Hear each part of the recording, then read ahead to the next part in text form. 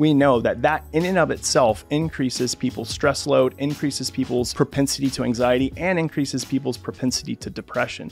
What are some of the top hidden sources of stress that are active in people's life that they may not know contribute to this general sense of overwhelm and anxiety? Hidden sources, things that people don't normally think of as contributing to stress and anxiety. Yeah, it's a great question. There are three that come to mind.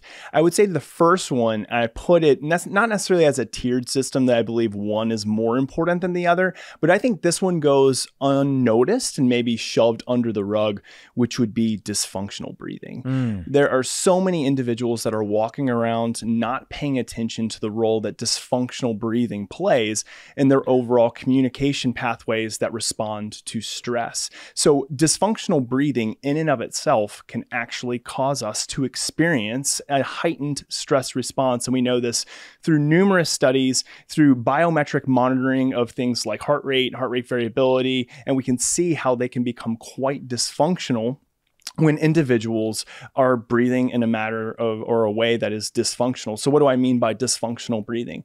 Well, when we become stressed, which for, as you know, many of us, it's like all the time now, like in our modern day society, we're always on the move. We're constantly going, we're driving faster and faster and faster. One of the biggest problems that we end up having, unfortunately, is that we don't respond to the way that we're breathing. We don't check in to the way that we're breathing. And when we think about dysfunctional breathing, when we are stressed, we are breathing generally from the chest. So we're not breathing more from the belly or from kind of more the diaphragm and shifting those areas of the body that we need to in order to functionally breathe. We're breathing more what we call thoracically or even clavically, like up in the shoulders. The biggest problem that happens here is that when we are not allowing for vast expansion of the lungs, when we're not allowing the cardiovascular system to work as it should be with the respiratory system, this causes immense dysfunction from a physiological perspective. The things that are happening here are that the body is not receiving as much oxygenation as it should. So if our tissues, our organs are not receiving that high level of oxygenation, well, that's a stressor on those organ systems. So what are we talking about here? Well, predominantly our lungs, our brain, and our heart. Those are the three primary organs that when we are dysfunctionally breathing, do not receive the amount of oxygenation that they should be receiving. And then this is perceived as a stress signal because when we are indeed stressed, we're trying to, let's say, flee or fight that threat that's in front of us. One of the things that we need is to be able to utilize both oxygen and CO2 effectively. And so when we're getting to those situations and we need to flee or fight, like we want to breathe really quickly. The body actually needs to utilize oxygen in that sense to get out of what's in front of us really quickly. But the problem is that over time, if we revert or we are only in that state, well, this causes an immense cascade of dysfunction. So that's what results in stressors. So what I tell people is that if you find yourself breathing really quickly, really shallowly, really kind of from the chest, we need to figure out a better way to result kind of our body's natural state, which is more functional type of breathing. And so functional type of breathing is from the diaphragm, it's vast expansion of the lungs, it's allowing the body to receive the oxygenation that it should be receiving, which will then send the signal from the body up to the brain that we are in a relaxed state. We're not in a state where the mountain lion is about to attack us around the corner. We don't have that inherent threat in front of us that we need to self-preserve by kind of either getting out of there or fighting what's in front of us. So dysfunctional breathing is my key number one point that I would say. Number two. Okay. And before you go into number two, I was telling you that my wife has struggled with a little bit of dysfunction. I mean, a lot of people do. You know, I have some dysfunctional, everybody has it. It's not like some people have it and some people don't. There are moments and situations that it might come up, but then for some people, it's more of a thing for them. And so I have a bunch of follow-up questions for you on that when we dig into it a little bit further. But yeah, let's go into number two. Number two would be nutrition. And when I say nutrition, I'm really talking about the root causes of inflammation. We know that when we look at individuals with mental health related difficulties, so it could be excessive stress, it could be anxiety, it could be depression, that these individuals typically have higher inflammatory responses. And a lot of this response can be interconnected with how their body is responding to, yes, the stress, but also to the things that we're feeding or the things that we're providing kind of our bodies, which would be indeed nutrition. So for instance, we know that individuals, especially if they have this roller coaster of what we call glycemic variability, I know you've done a lot of podcasts and talked a lot about this, but this cascading kind of glycemic variability that can come from eating an excessive amount of sugar, high carbohydrate rich foods, eating all throughout the day as well.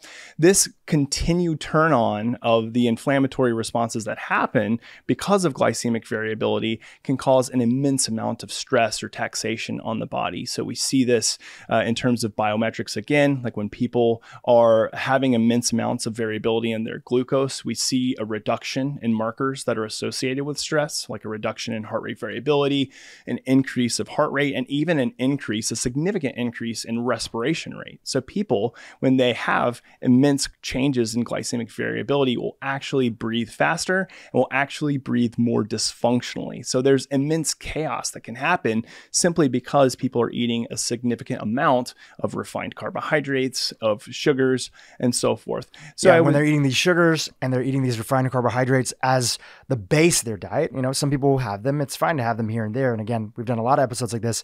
You're on this blood sugar roller coaster of a spike and a crash, and a spike and a crash. And besides feeling like shit, what I'm hearing from you is that you also stress your body out. Yeah, 100%. And you're right.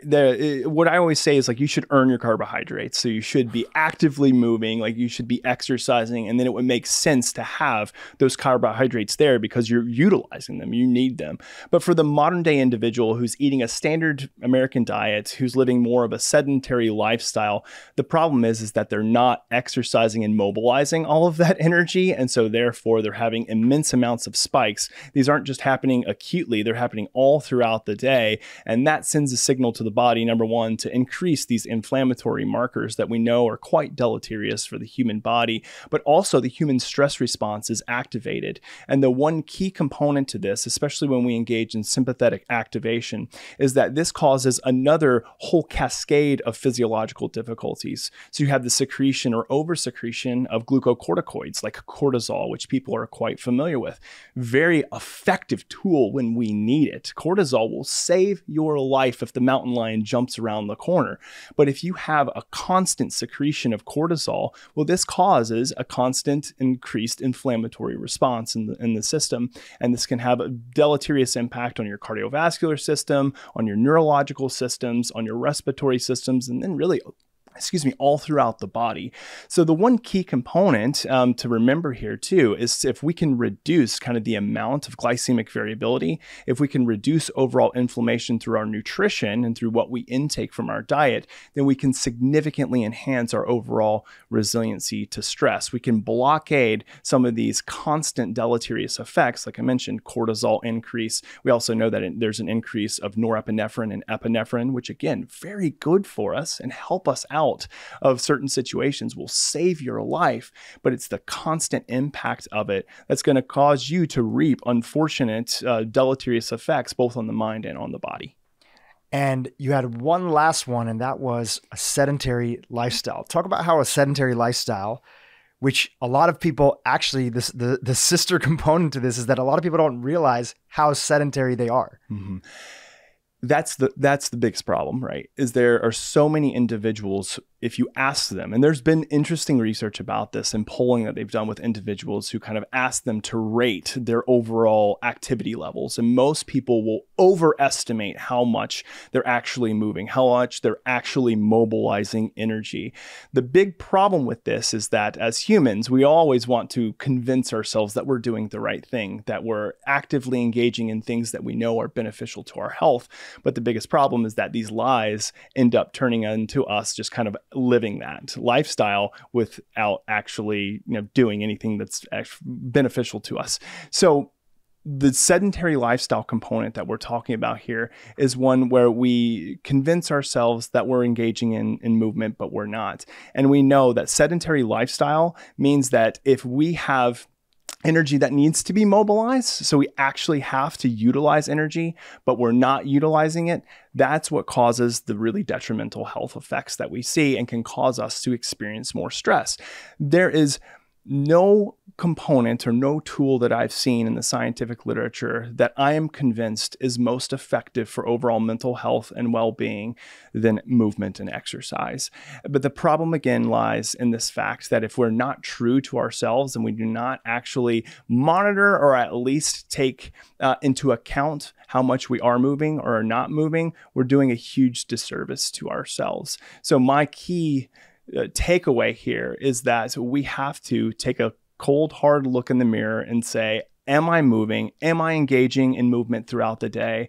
And then if we're not, and we find that we're kind of sinking a little bit below the set goals that we have for ourselves, or maybe we need to set the goals higher, that we need to really engage in that form of movement and that level of exercise, because without it, the problem that ends up happening is that us sitting still, us not mobilizing our energy, it causes a couple of really detrimental things. Number one, from a psychological perspective, when people, and studies have shown this, when people are sedentary, when they are just sitting and not engaging in active movement, we know that that in and of itself increases people's stress load, increases people's propensity to anxiety, and increases people's propensity to depression. So all these mental health related concerns. So that's key component number one.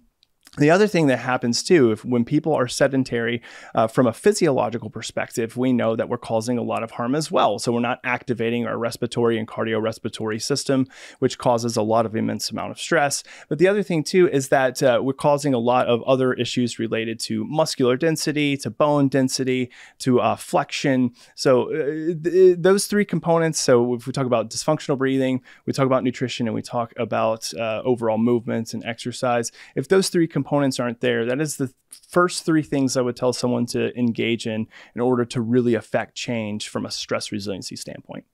So a big part of today's conversation is taking the topic of stress and really getting a chance to understand it from one of these biomarkers, heart rate variability, and understanding that this one marker is I've heard you say actually in past podcast episodes that it's the most crucial marker when it comes to understanding how well we handle stress. Most people who listen to this podcast and people who are in the health world know from all the great messaging that's out there is that there is actually a form of stress that's good for us. Even things like exercise is a good stress on the body. So that, and we'll break that down in a minute. And when we have too much of these micro stresses, we end up being in a place where we just are overburdening our body. So there's a lot to unpack there, but let's start off with the basics. A lot of people have heard of heart rate variability. Mm-hmm. And in the context of this conversation and some of the things you mentioned, why is it that this is so important and you've dedicated so much of your career to talk about this and educate people about this topic? Yeah. It's interesting because I did not come across this term heart rate variability until I was pretty deep in my postdoctoral fellowship. I had heard of the term biofeedback, which was an interesting one for me. But as a psychologist, it was kind of seen as being more out there. It wasn't necessarily adopted by a lot of individuals within my field. But then I came across it when I was working in an integrative pain center with the Department of Veteran Affairs, and I saw how it was being utilized quite effectively. We published studies on this. We were also able to present a lot of presentations on the efficacy of different integrative modalities, one of them being biofeedback. But I saw these individuals who were engaged in biofeedback were experiencing immense subjective relief from their overall pain response, something that they weren't experiencing with a lot of other modalities. And some people know the term biofeedback, some people don't. Can you just break it down? Yeah, for sure.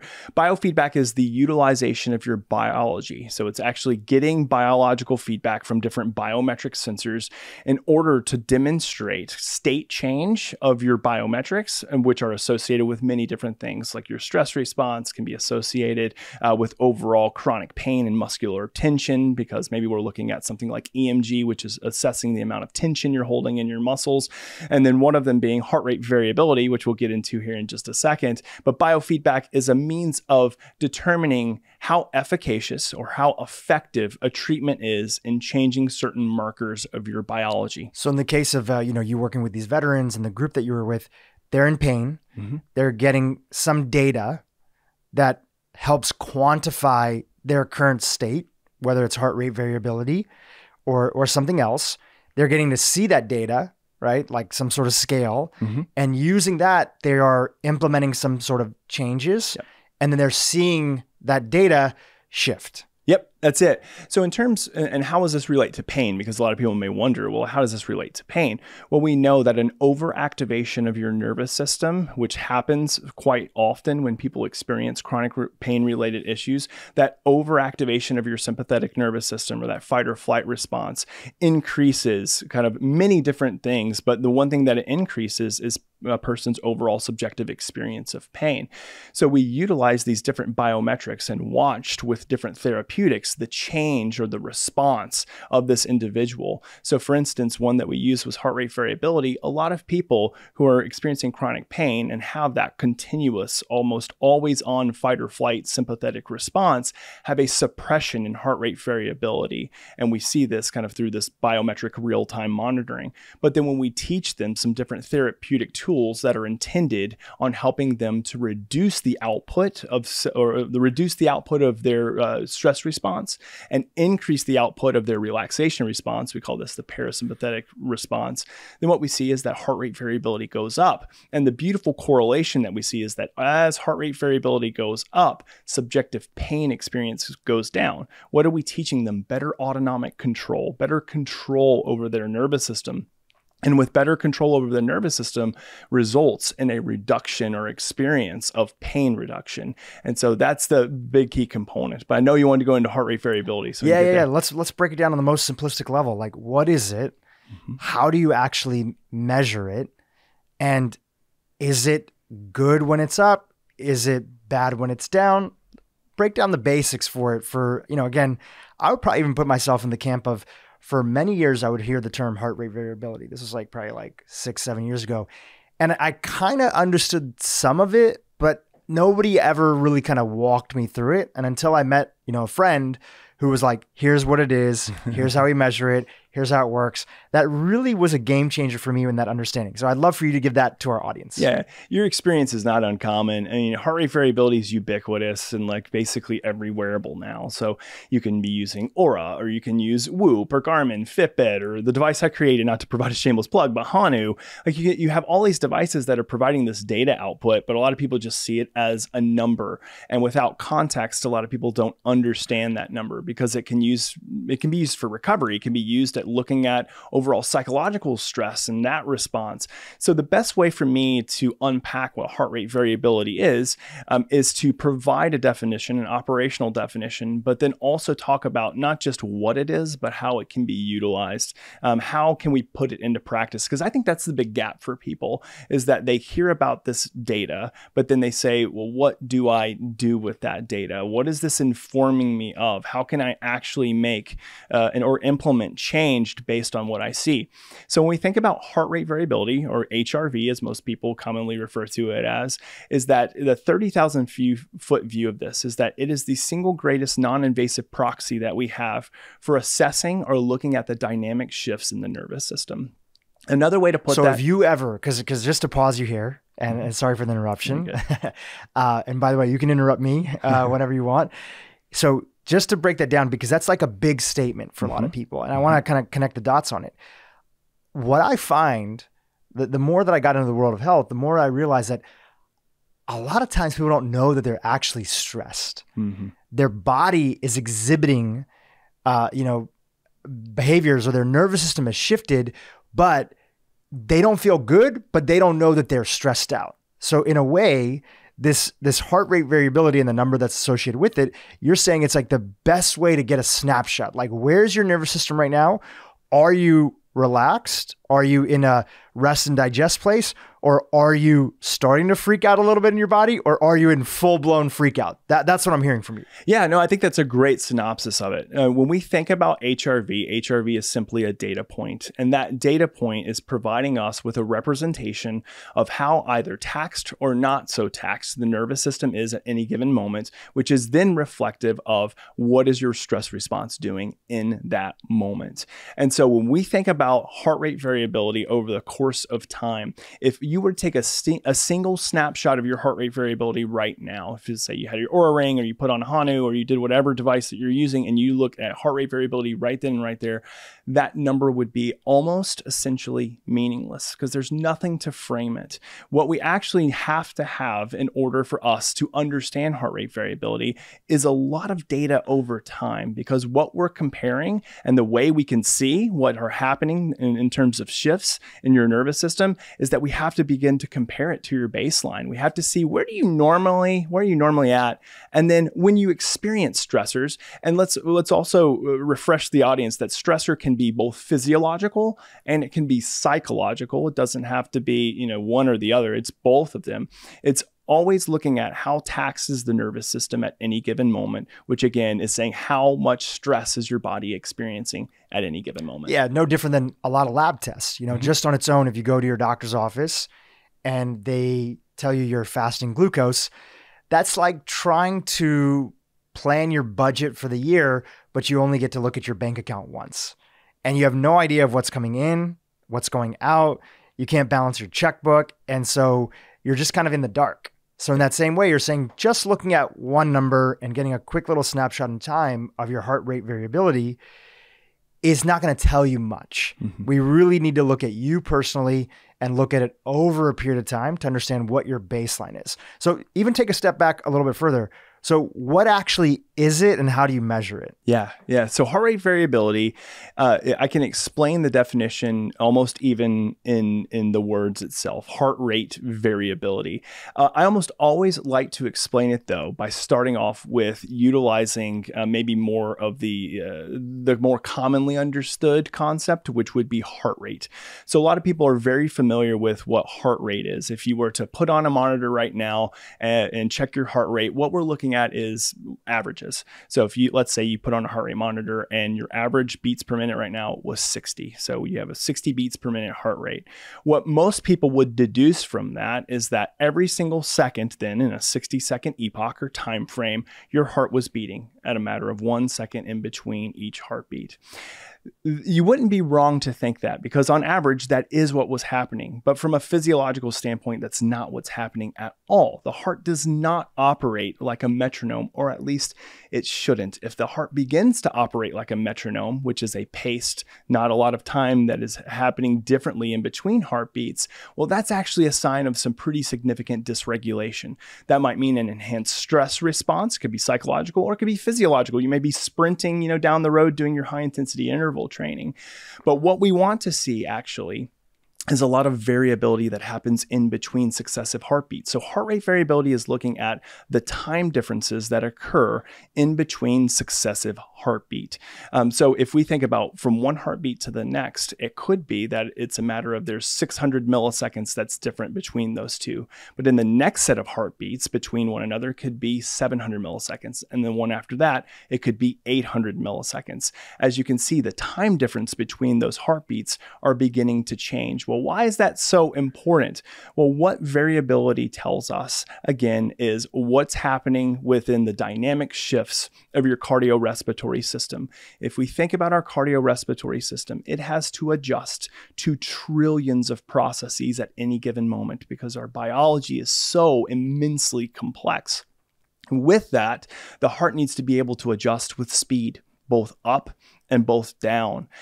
Good adjustability means better resiliency. So as our heart rate variability increases, that's indicative that the system, the bodily system, is better maintaining homeostasis. It's able to adjust rapidly to sudden internal cues and to sudden external cues. As the body begins to receive the signal that I'm not able to handle everything right now, I have limited capacity, I have limited resources because this stressor or this thing in front of me just seems too overwhelming, the body will do what it has to do in order to regulate. And what the heart does is that it begins to pace like a metronome, and variability becomes less and less in between the heartbeat differences. And that's the sign of like, boom, boom, there's stress, watch out. And we're all getting this from biometrics. And a lot of people will go throughout that day and have that pacing of the heart and a reduction of heart rate variability and never know it because they're pushing along. We as humans are really good about just pushing through and continuing and going on. But the problem is that continuous lack of variability, that lack of us adjusting accordingly to our body's needs and our body's response has immense negative impact on our overall health and well-being. So when we think again about heart rate variability, it's not that we want to have always a quote unquote high or low heart rate variability. And we can talk about those terms because I think that's the big myth, Dhru, is a lot of people think they should have a high heart rate variability. What you actually should have is a normal heart rate variability. And normal is normal to you. It is relative to you. This is one of those weird biometrics that because of a lot of different confounding variables cannot be compared to anybody else. There's no normative comparison or a comparison to, the everyday individual. You look at your profile and my profile, it's comparing apples and oranges. It truly is. And I'm sure we'll get into why that is here in a minute, but it's really knowing what is your baseline over time and then monitoring and looking at the different fluctuations of that over time. And that can provide us insight and direction into how our body's responding to stress. Taking even one more step backwards, when you look at our modern life to, let's say, at least what we know, I'm sure there's a lot we don't know about different hunter-gatherer groups throughout evolutionary history. What are some of the things that you see that put us in a place where our heart rate variability is not in the optimal state that we want it to be and is more dysregulated? Yeah. Dysregulation occurs all throughout the day for everybody. And when I say dysregulation, I don't want that to sound like it's just wholly negative. It's not all negative. You're going to have natural dysregulation of your nervous system all throughout the day. Peaks, valleys, ups and downs. If I were to get up right now and run to the bathroom and run back, you're going to see significant changes in my overall biometrics. And change is good. You want that change to be there because that means that your heart, just like you're pushing on the gas because you got to go faster because you got to take an off ramp or whatever. Yep. You want your heart to respond appropriately. 100%. Yeah, you have to have it respond like that. Like if you do not, then that's what results sometimes in people experiencing certain health-related problems, but especially mental health-related problems. One just interesting aside, and then I'll come back, is that there's been studies done in looking at individuals with depression, and they've actually looked at their overall sympathetic and parasympathetic response, kind of the modulation of their gas pedal, which is more like the fight or flight response, and their brake, which is more of their parasympathetic rest, digest, relaxation response. And with individuals who have depression, they've actually seen that a lot of these individuals will have quite inflated heart rate variability. They'll have quite low heart rate overall, resting heart rate. And if you just look at their biometrics, a lot of people would say, wow, this looks great. Like they have a really nice profile. But on the inside, from a psychological perspective, like they're hurting, like they're dying, they're suffering. And so context is always key in this. But yes, like you said, you want to have these ebbs and flows throughout the day to a certain extent. You want them to be congruent with what you're doing. And that's why, again, we say context is key. You're exercising, you want your sympathetic stress response to be on. That is a great thing. That is going to help you to optimize performance. But if you're not exercising, then I always say if you're not exercising, you're recovering. The nervous system should be focused on a state of recovery. So as you and I sit here, or as I do work, or as I'm kind of in a more active rest or even more in a rest position, I don't want my body to respond like it's running down the hallway and running back. But far too often, this is what we see with individuals. Is that so? Like when you talk about, like, let's say anxiety, and you've done a bunch of content on this, when you talk about anxiety, what's going on with somebody who's anxious and their heart rate variability there? Yeah. What's going on in that situation? There's kind of two different components that we've seen in the literature and that we see from a psychological and physiological perspective. One would be what is happening physiologically. So we know that our central nervous system, our brain and spinal cord, is going to receive cues from the peripheral nervous system, which is where our autonomic nervous system is. If we start to have anxiety, our bodies will respond. Even before cognition starts rolling, our body will respond in very unique patterns. So respiration goes up. We start breathing faster, or our respiration can actually significantly go down. And you might say, well, why would that be? Well, hold my breath, or after an exhalation, hold your breath. A lot of people go into that state when they're really anxious. So that's one component that can happen physiologically. We know that heart rate significantly goes up. If you've ever just been sitting around and maybe like you're about to give a big speech or a keynote, or maybe you're about to record a podcast, or maybe you're going around the table and everybody's introducing themselves and it's about to be your turn. Indeed. And what do you experience? Well, your heart starts racing. Indeed. And especially if you have good interoception and you're able to like get into the body well, you'll see, oh man, I feel it. My pulse just feels like it's about to pop out of my neck. My heart feels like it's about to explode out of the chest. So what signal is that sending to the brain? Something is about to get me. Like I've got to self-preserve because, and you know, it's funny to think about because I like your example of going around the table. Like, is there actually an imminent threat to your survival there? No, but does your brain and body think there is? Yes, it responds almost like there is some type of imminent threat here. Maybe, you know, it's your sense of pride because you'll mess up on what you're saying, or maybe it's like whatever that situation or context is, like there's something about it. There's someone there who's going to be listening to you, who like you have a lot of respect for. And so for you, it's like, I got to do everything right and have everything. What are they going to think about me? Yeah, exactly. What are they going to think about me? And so the body responds accordingly. So from a physiological perspective, we see that the gas pedal is being ramped up, the brake is being released, and the body is getting into high gear. Again, this is not inherently bad in certain situations. What's bad is when it happens over and over and over and over and over on a given daily basis.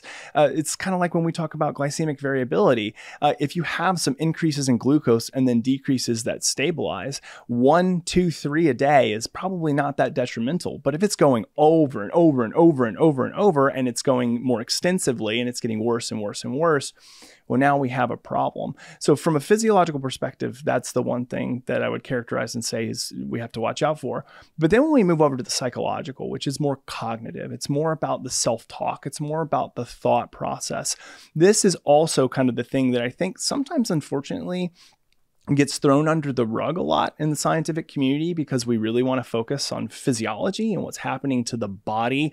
And we don't really think about kind of these components that are related to thoughts and to cognition and to how they drive the stress response. We know that this is a feedback loop. So as the body responds and cognition starts going, we start to just nosedive. One thought leads to the next, which leads to the next, which leads to the next. We're concocting all of these worst case scenarios of what's going on. And then how does the body respond to that? Because that's going to send a signal to the body. Well, heart rate gets faster, heart rate variability gets lower, everything, we get tunnel vision. All of these things happen physiologically. So we see all these negative cascades of events that happen when physiology gets dysregulated, when cognition then follows and gets dysregulated. But what we have found too is that we can also start with cognition as well, especially if we have a lot of deep underlying core schemas, a lot of just really negative self-talk, unresolved trauma. Again, this is a two-way street. The mind and the body are interconnected, inextricably interconnected. And we know that when there's dysregulation in one of them, it causes dysregulation in the other, and then it just starts to ping pong right back and forth to one another. So those are the two components. And I can't remember if that relates solely to the question that you asked initially, but I think it's relevant just in the I was asking like what goes on with somebody who's having anxiety and what are the two different ways that they experience, challenges in that area of heart rate variability. And I think that you mapped it out well. Yep. I'm very curious because, you and I were chit-chatting a little bit beforehand and you brought up the name Andrew Huberman, and, he's been on the podcast before. And one of the things he says is that you can't access the mind through the mind. You have to access the mind through the body. Yes. And especially when we have these places of dysregulation, or we feel like a little bit out of whack. And it seems like, going back to your 3 things that you mentioned, all those in a way are 3 ways of accessing the mind and reducing stress through the body. Mm-hmm. Starting off with number 1, when somebody has dysregulated breathing, bringing in regulated breathing to there. Is that right? Would you say that's accurate? Yeah, it's accurate, because what I love about Andrew's comment there, and I wholeheartedly agree, is that when people try to jump first to cognition, especially if they're not ready to go there, we can talk about reasons to jump to cognition, especially in more of a therapeutic session. But when we simply, as ourselves, solo try to jump to cognition, the major complication that we have is that for the most part, we get stuck here. And when we get stuck here, it begins to dysregulate. Yeah, your brain is already stuck, and you're trying to use the brain to unstuck yourself, but you're already stuck. So just for everybody who's following along, you are worried about some sort of problem in your life. You are stressed out about asking your boss for a raise, or you have a big presentation coming up and you're worried about it. And if you try to outthink your brain, there's only so far that you can go, especially if you're not in a section or a setting where somebody could therapeutically ask you like very targeted questions that could help you understand, like, hey, when was the last time you felt this way? And how did it work then? Okay, it was good then. Do you also see now that there's some parallels, like what a therapist would do? Yep. But for most people, they're not going to be able to do that in a healthy way, which makes it very tough to try to calm yourself through the mind. Right. When we try to play our own therapist, it's like when we try to play our own therapist, it typically ends in disaster. And that's because we think and we try to convince ourselves that we can be an objective bystander, and we can't. Like with our own selves, being an objective bystander, while not impossible, is pretty close to impossible. Just like being objective is not very easy. So the point that Andrew Huberman has made, and the point that I would make too, is that if we first try to target physiology, if we first go to the body instead of trying to control the mind, we see this in research that as we functionally breathe, as we slow the pacing or the cadence of our breath down. And for practical sense, I tell people that getting it down to around 6 breaths per minute, to around what we refer to as someone's resonance rate. And we can talk about what I mean about that concept too. But if we do that simple function in a matter of, for most people, seconds. I'm not talking about minutes, hours. I'm not talking about decades of practice, but in a matter of seconds, we can significantly impact physiological change that can calm the mind down. It can actually turn down the volume of that crazy inner monologue, that nasty self-talk that happens. Do I believe, and I'll be very clear about this, do I believe that us simply changing our physiological response is going to result in everything cognitively just kind of fading away or going into the background or not being a part of us? No, I don't believe that. And this gets down to, as a psychologist, the knowledge that we can have very deeply ingrained core schemas, core ideology, core self-talk. Absolutely. That changes in physiology from breathing, from biofeedback, from meditation, from whatever practice is not going to just resolve it simply with the snap of a finger with 30 seconds of breathing. Can it help? Sure as hell it can help, and it will absolutely help. I think it's a beautiful aid. It's a beautiful adjunctive. We know this from research, and we know this from thousands of clinical hours. But the thing that I think a lot of people get into is they say, oh, I'm going to change my breathing. I'm going to change my physiology, and therefore my PTSD is going to be cured, or my anxiety disorder is going to be cured, or my depression is going to go away. And I don't like to set people up with that expectation, because that's just, unfortunately, it's not what happens. But again, it can be so incredibly aidful. And I would say the key component here is that a lot of people are not ready to start with the cognitive component, but most people are willing to at least try something physiological that can have immense change and prep the mind and body to taking them in that direction. I think the key word that you mentioned there was prep. It's sort of like you're priming your body to now be less crazy in that instance, just our body being overwhelmed, anxious, other stuff. We've all been there before. And when we're in that state, it's harder to be our best.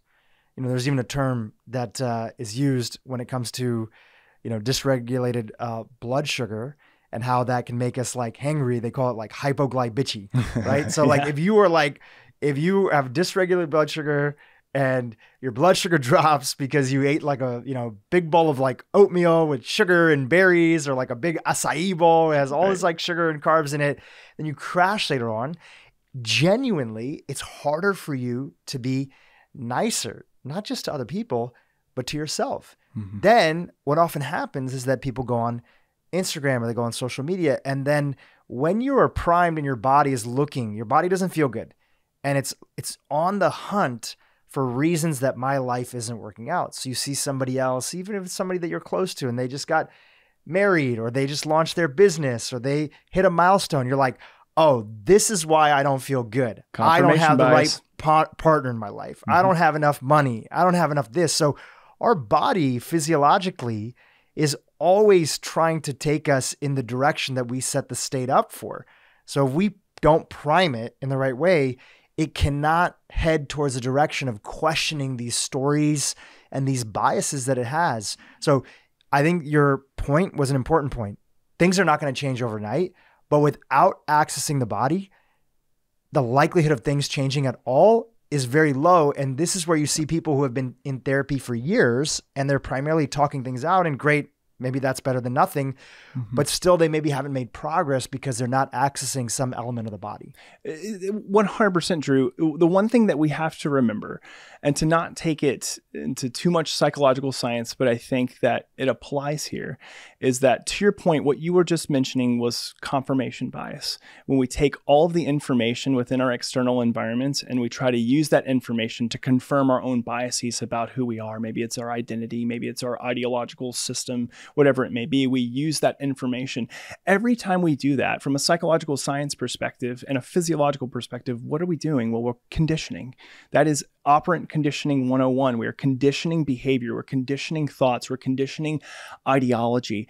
The same thing happens with our physiology, for better or for worse, is that we can condition, from a physiological perspective, different behavior that's associated with different events. So every time that you experience an event that has posed as a stressor to you in the past, your body might already be conditioned, your mind might already be conditioned to respond to that event in the way that it did in the past. And when you continue to do it over and over, you strengthen those neural networks, you strengthen that condition, for better or for worse. But we can go in a different direction, which is the most beautiful aspect about this.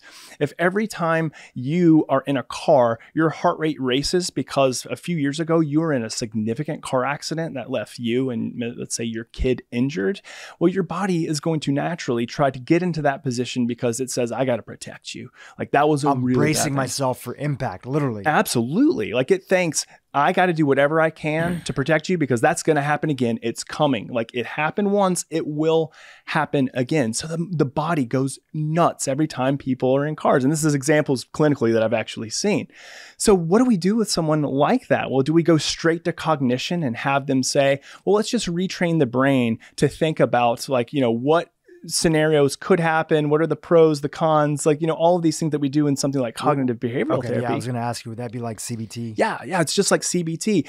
And that is all good and well. Those are great components. But the one thing that we're not addressing is, again, the conditioned physiological response. This person gets into the car, they might even see a damn car, and their heart rate goes nuts. And tell me this is true or not, but I've heard this from a lot of practitioners that have been on this podcast, is that the body knows where it stands before the brain. Like, the brain is actually the last to figure out, but your body and its nervous system will first decide. It's not like your brain thinks about something. I mean, it does happen this way too. Mm-hmm. And then it can tell your body. That does happen sometimes, but a lot of times it's your body actually is deciding first. Is that accurate? It is. There's a great book on this called The Body Holds the Score. It's about trauma and how trauma relates to sitting physiologically with the individual. And it is 100% true. So what do we do with these types of individuals? Which is a lot of people who experience this. I shouldn't say a lot. Everybody experiences this. Our body gets conditioned, our mind gets conditioned to different scenarios and to different events. Well, back to the point, which is again, the beautiful thing about it, Dhru, is that it's so simple. It's like, it's not like we're trying to overcomplicate this. The beautiful thing is that we can enhance change in our physiology and condition a different response by simply creating more functional breathing patterns, by slowing the cadence of our breathing down, because what that's going to do is send the signal to the body and to the brain that you are in a safe, protected environment. And that thing that's in front of you, while still it may be stressful for you, it's not having nearly as deleterious of an impact on the mind and body when you do this simple state shift of changing your overall breathing. And that is the message that I send to people, is that it's as simple as doing that. Like, do you need like heart rate monitors and heart rate variability monitors? Like, I own a company who does this, so I should be the fox guarding the hen house here. But my answer to that, no, is like, if you want to instill change, like, we can utilize just the purest parts of our physiology, which is breathing and functional breathing. And it can include these biometrics that we've talked about if we want to, in an effort to just kind of objectify the data, to see how efficacious it is for us, and to better strengthen that conditioned response. So that's it. I mean, it really comes down to something as simple as just changing your breathing to associate that physiological response with the thing that formerly resulted in a way worse physiological response. So every so often, even during interviews like this, as much as I know about breathing, I'll still every so often catch myself holding my breath, right? So is that a similar thing? I'm sort of bracing, my nervous system is bracing a little bit. It feels like there's going to be some sort of impact there. It might even be people, especially because I talk very fast, you talk very fast. Like, we're both high energy individuals. That's right. And I notice sometimes people listen to the podcast and they'll be like, there's a lot of information coming through. And especially if they're like driving, like sitting and driving and listening, or like working at their desk, they'll just hold their breath for a little bit of time, right? Yep. What's going on in that situation? Yeah, I love this question. There is something called, a lot of people are familiar with it now, but that weren't familiar with it, and you probably have experienced this before. There's something called email apnea, which is when we get on the computer and we're writing emails, we will unconsciously hold our breath. And the question has always been, well, why do we do that? While we don't have a really great answer for it, we do have some theories behind it. And so what I will also say is that there is a significant difference between unconsciously holding your breath and consciously holding your breath. And they're very two different related mechanisms from a neural circuitry perspective.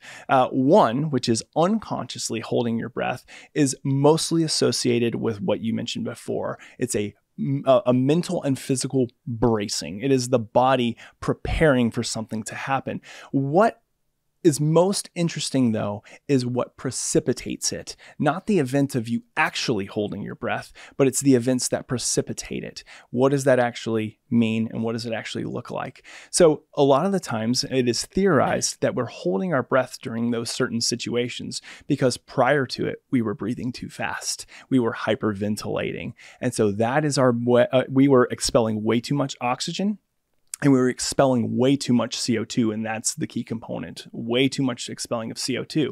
So what happens with the body when we breath hold? Well, it's actually the body's way of trying to repair and recover as quickly as it can, because it senses a threat in front of us, because you were just hyperventilating, you were just breathing fast. So it helps you to pool CO2. The one thing we know about CO2 is that CO2 is the key that delivers oxygen. The reason that oxygen is delivered is because of the Bohr effect. It's because the CO2 binds with oxygen to hemoglobin and then is able to be moved throughout the body to different organs to be utilized, different muscles to be utilized. So without CO2, especially if we hyperventilate and expel too much of it, this sends a extreme stress signal to the body, because it's saying you're hyperventilating. So again, self-preservation, something is threatening your life right now. We need to pool CO2 because you need it. Like, if you don't start pooling CO2 right now, you're not going to have efficient oxygen delivery. So we hold our breath.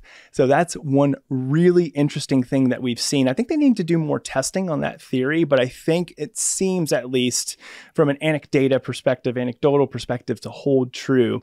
So that's one component. The other thing that I was going to mention with breath holding as well is that if it's conscious, it can actually be a major way to enhance performance. You see with a lot of different breathwork practices, a lot of individuals are incorporating breath holds as a mechanism to enhance the stress response, but create what we call CO2 tolerance, because we know as we enhance CO2 tolerance, we enhance our body's resiliency and fortitude to stress. So I don't want people to think that it's a bad thing. No, actually, it's a good thing in both situations. One, though, is we're doing it because the body's trying to save and brace, and it's starting to pool CO2 so that we can utilize oxygen more effectively. The other one is us consciously doing it so that we can get the same result, but it's much more from a performance-based perspective because we want to enhance people going to the gym and about to do a deadlift or something, and often you'll see, I mean, there's different philosophies. I'm sure like everything, but the trainer that I'm working with here at a local gym in Brentwood called Ultimate Performance, they'll say, okay, brace. So they're actually trying to get you to brace to protect your body before you, let's say, pull up, but it's just for like a little micro moment. And then they're immediately getting you into a regulated breathing, right?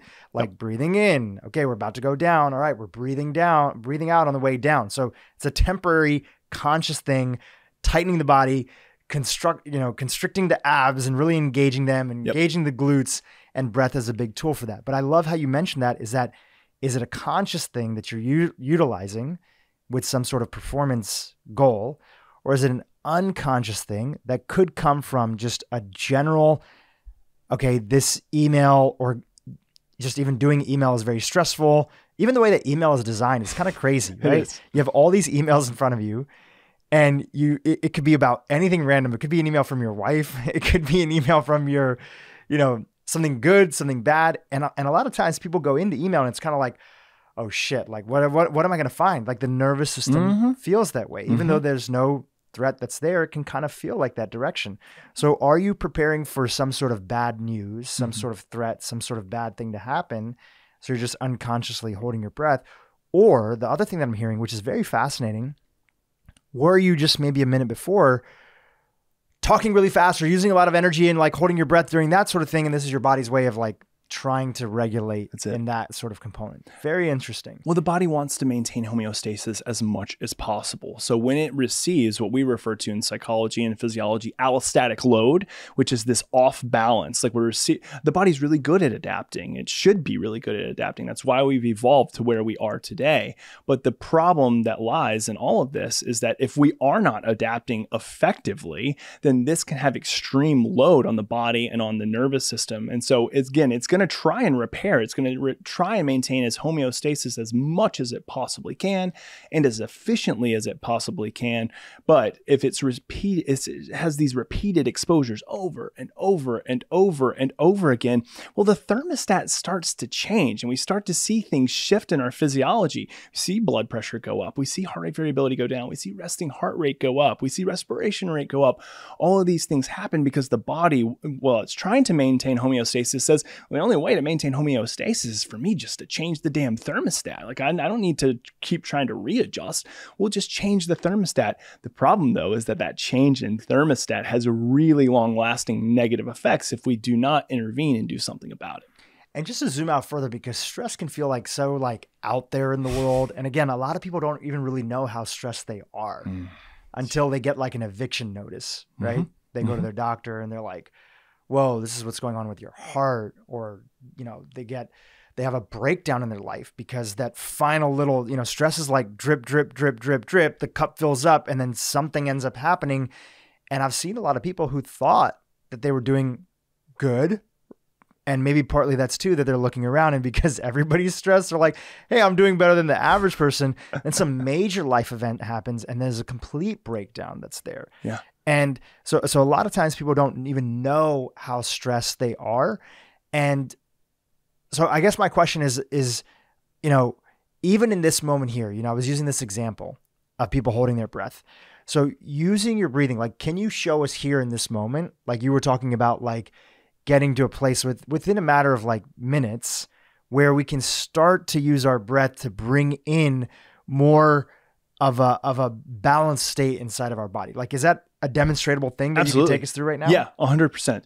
So before I do the demonstration, I want to mention one thing that I find very fascinating. It's not comical because it's really detrimental to who we are and our health and well-being. But one thing that you mentioned is like this social comparison that we have of other people is so common. We see this in psychology and social psychology, that we will feed off of like what's going on in our life by comparing it to others. Which is how we were probably wired as human beings. Absolutely. It's 100% how we're wired. It only makes sense for us to have some level of social comparison. But when we see people who are either experiencing significant anxiety, but it's on par with us, we're like, oh, okay, not too bad. They got it as well. Or if we see somebody, probably even worse, who's experiencing a ton more anxiety than you or stress than you, then we do that comparison. We're like, oh, I'm not too bad. Like I can just kind of keep doing what I'm doing because them over there, like, ugh. Like, or should I be stressed? Right. Yeah, everybody else is stressed out about this. I'm not. It's like, should I be more stressed? Indeed. But it provides such a barrier for behavioral change, because if we make those types of comparison and we kind of convince ourselves, well, there's not really any need, this is quote unquote normal, well then we have all of these micro cascade events that happened that initially maybe every one of them doesn't feel massive. It's not like we're experiencing a trauma like a car accident or being, in the middle of Iraq in 2004, 2005. Like it's not like that experience on the body. But the crazy thing about it is that these micro things that we're experiencing, it ends up resulting in our physiology responding as if we were in a car accident.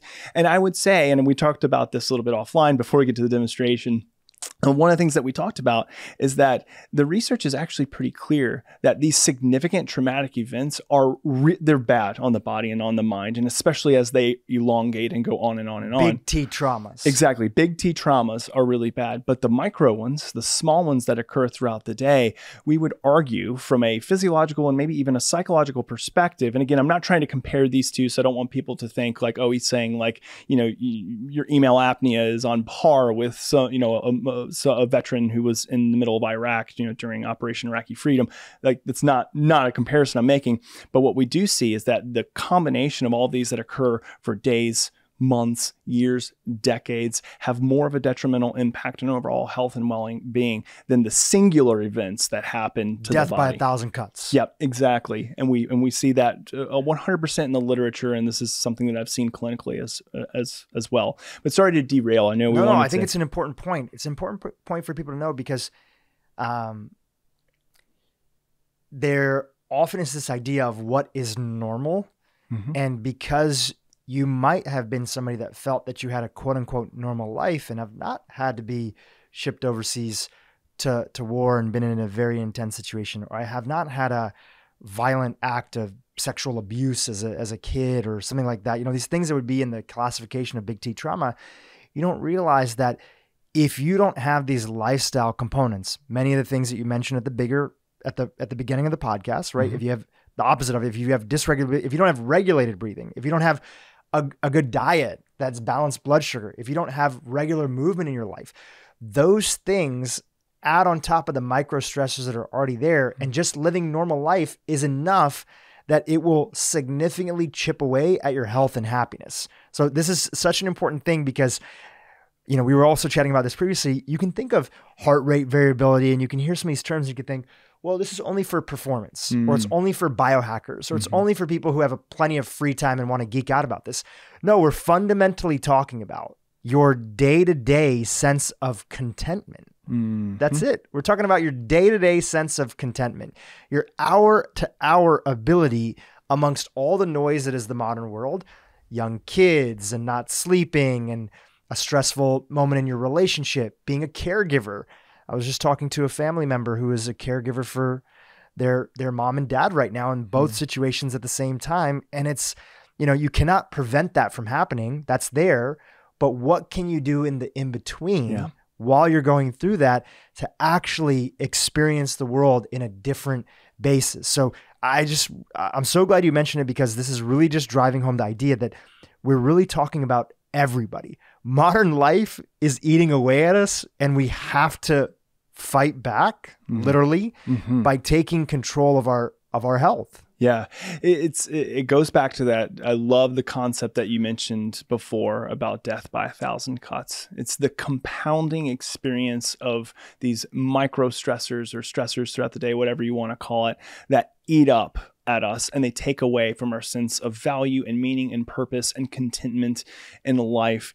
And I think that the single greatest way, or at least the starting place, to prep the mind and body to get back to a place where we can begin to re-pursue some of our goals and our values and live a life according to our aspirations and become, or live a life that is content, is to come back to the basics of who we are in our physiology, to change our breathing, to stop conditioning a response that is so overly active, so overly sympathetically driven, removing that brake and just saying like, I'm going to be, have the gas pedal on the floor all day long. It's eventually going to burn you out. And not only do you take yourself out, but you take those around you, who you love, who you cherish, you take them out with you as well, and they feed off of it, and it becomes this just really nasty global systemic thing that we see in overall health, is that like people are just become disconnected, they become discontent. So how do we get back to the root of who we are, as at least as a starting place? And I think that our attending to our physiology, attending to our breathing, is just a really good foundational starting place. Yeah. So you were going to take us through a little bit of a breath. I don't know if you call it a meditation, just breath awareness, whatever it is. Yeah. Take us through a little bit of it. So one thing that I'll say before I do this, two things, is number one is that though I'm a biometrics and data guy, you don't need to have that to do this. But the cool thing about having the biometrics, if somebody was, let's say, going along this practice here in just a second with me, one of the things that they're almost always going to see is they're going to see changes in their physiology when they do this. And I think that the power in that is that it demonstrates to this individual that this is real. Yeah, this quote unquote simple practice that we're doing, breathing, is actually having inherent physiological changes. There's a lot of power to that. And I think it's one of the things, if we think about like meditation and we think about apps that use meditation, these are great applications. These are great practices. This is something that I do every single day of my life because I find value. But the one thing is that a lot of times it can be a little bit lengthy. You have to have like a dedicated place to do it. Whereas opposed to breathing, you can do it anywhere. And I think that that's the great thing about this. No one has to know that you're doing it. But again, back to my point, if you do have biological data, it's a great way to condition the response and act as almost like an accountability partner. Like, we'll chat about that more, but just so everybody understands, where, you have a device out, I'm holding it in my hand if you're watching on YouTube, and we'll chat more about it and how it works and everything and how it can be incorporated. But that's what you mean by biometrics. That's what I mean by biometrics. Like having something that can actually tell you where your heart rate variability is, but more importantly, in your instance, which is why you guys started the company, Hanu, right? Am I pronouncing that correctly? Hanu, it's okay. Yeah. Hanu. Why you guys started the company is that you're taking a different twist, which is establishing first a baseline for that person individually, and then not just using a snapshot in time and saying, people, for instance, who work out more often, their details might be different. Or you mentioned like you're taller, you're like 6'5", so your heart rate variability might be a little bit different. So personalizing it and then knowing which are the tools and techniques and tips, lifestyle integrations that you can incorporate that actually make a difference for you. Yep. You got it. Yeah, indeed. Awesome. Indeed. So the first thing to remember with any type of breathing practice is to think about where's the breath coming in and where's the breath coming out. So everybody asks the question, well, should you be inhaling through the mouth, exhaling through the mouth, inhaling through the nose, exhaling through the nose? One thing that we really know, and James Nestor has done an amazing job with his book Breath that came out, I guess it's now been like 2 or 3 years, which is bizarre to me to think it's been out that long. But it was a New York Times bestseller where one of the key components he said is that nasal breathing is absolutely going to be the best method from a physiological perspective to enhance better stress resiliency and is more associated obviously with functional breathing.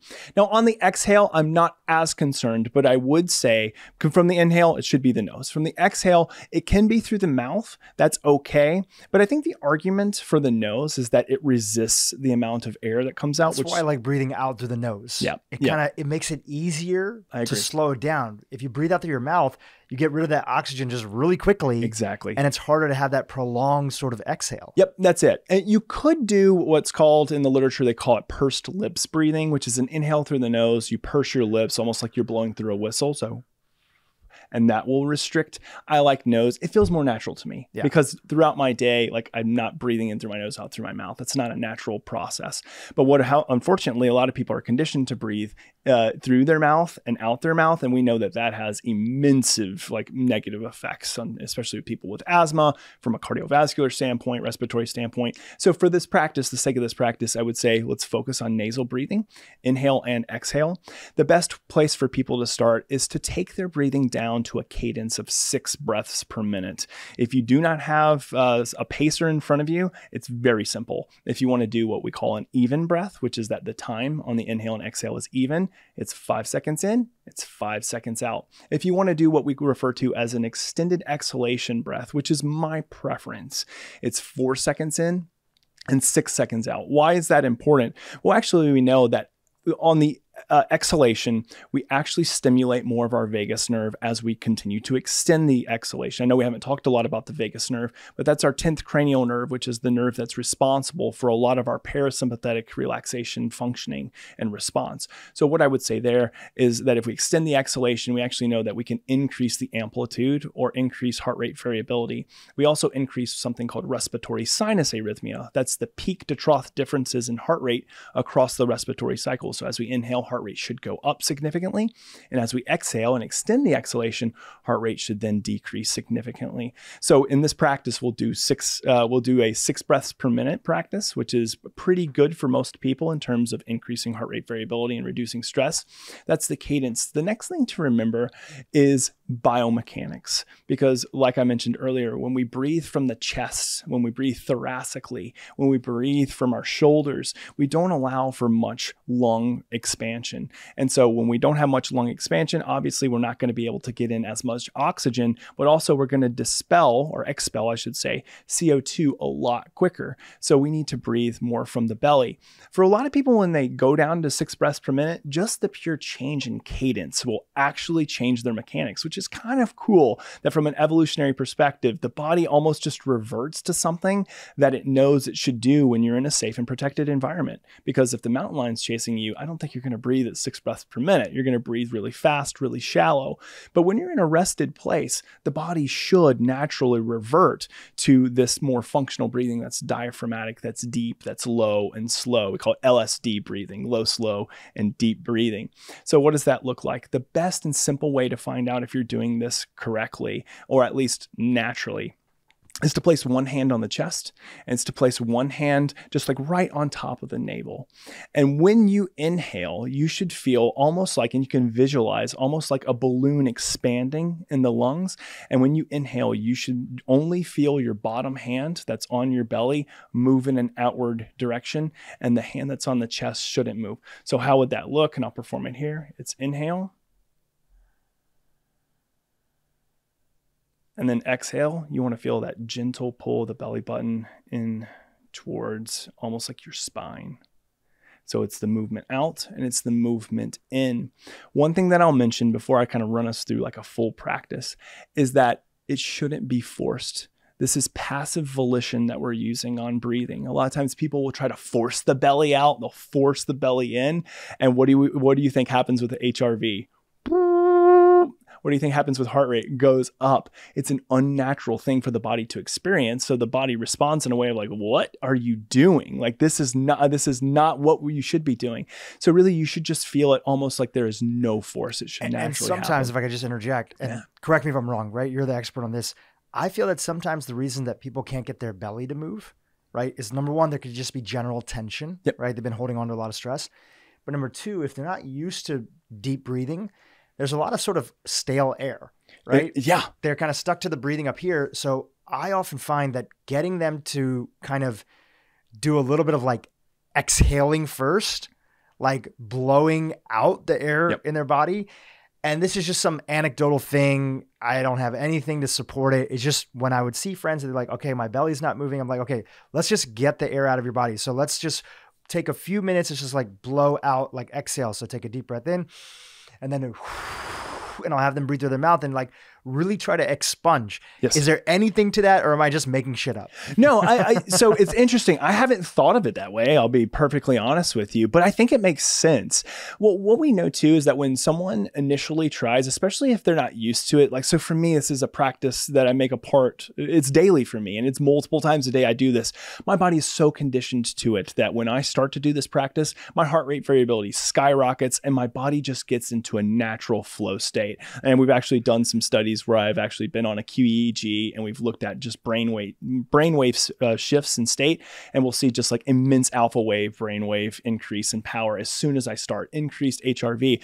That only came with practice. That was not a natural part of what was happening to me initially, because I was pretty freaking stressed when I started doing all this. I was in graduate school. I had all these pressures of dissertation and licensing and, clinical hours and, publishing. It was all those things. So my body was not in a great state. So this can take time. Be gentle with yourself. It takes time. So it could be that, again, like getting the body, that stale air out of there is like, basically you got to rev the system up. Like you've got to say, hey, this is something a little bit different than maybe what you were just doing. Let's slowly engage the gas pedal, which really more engaging the brake with this practice.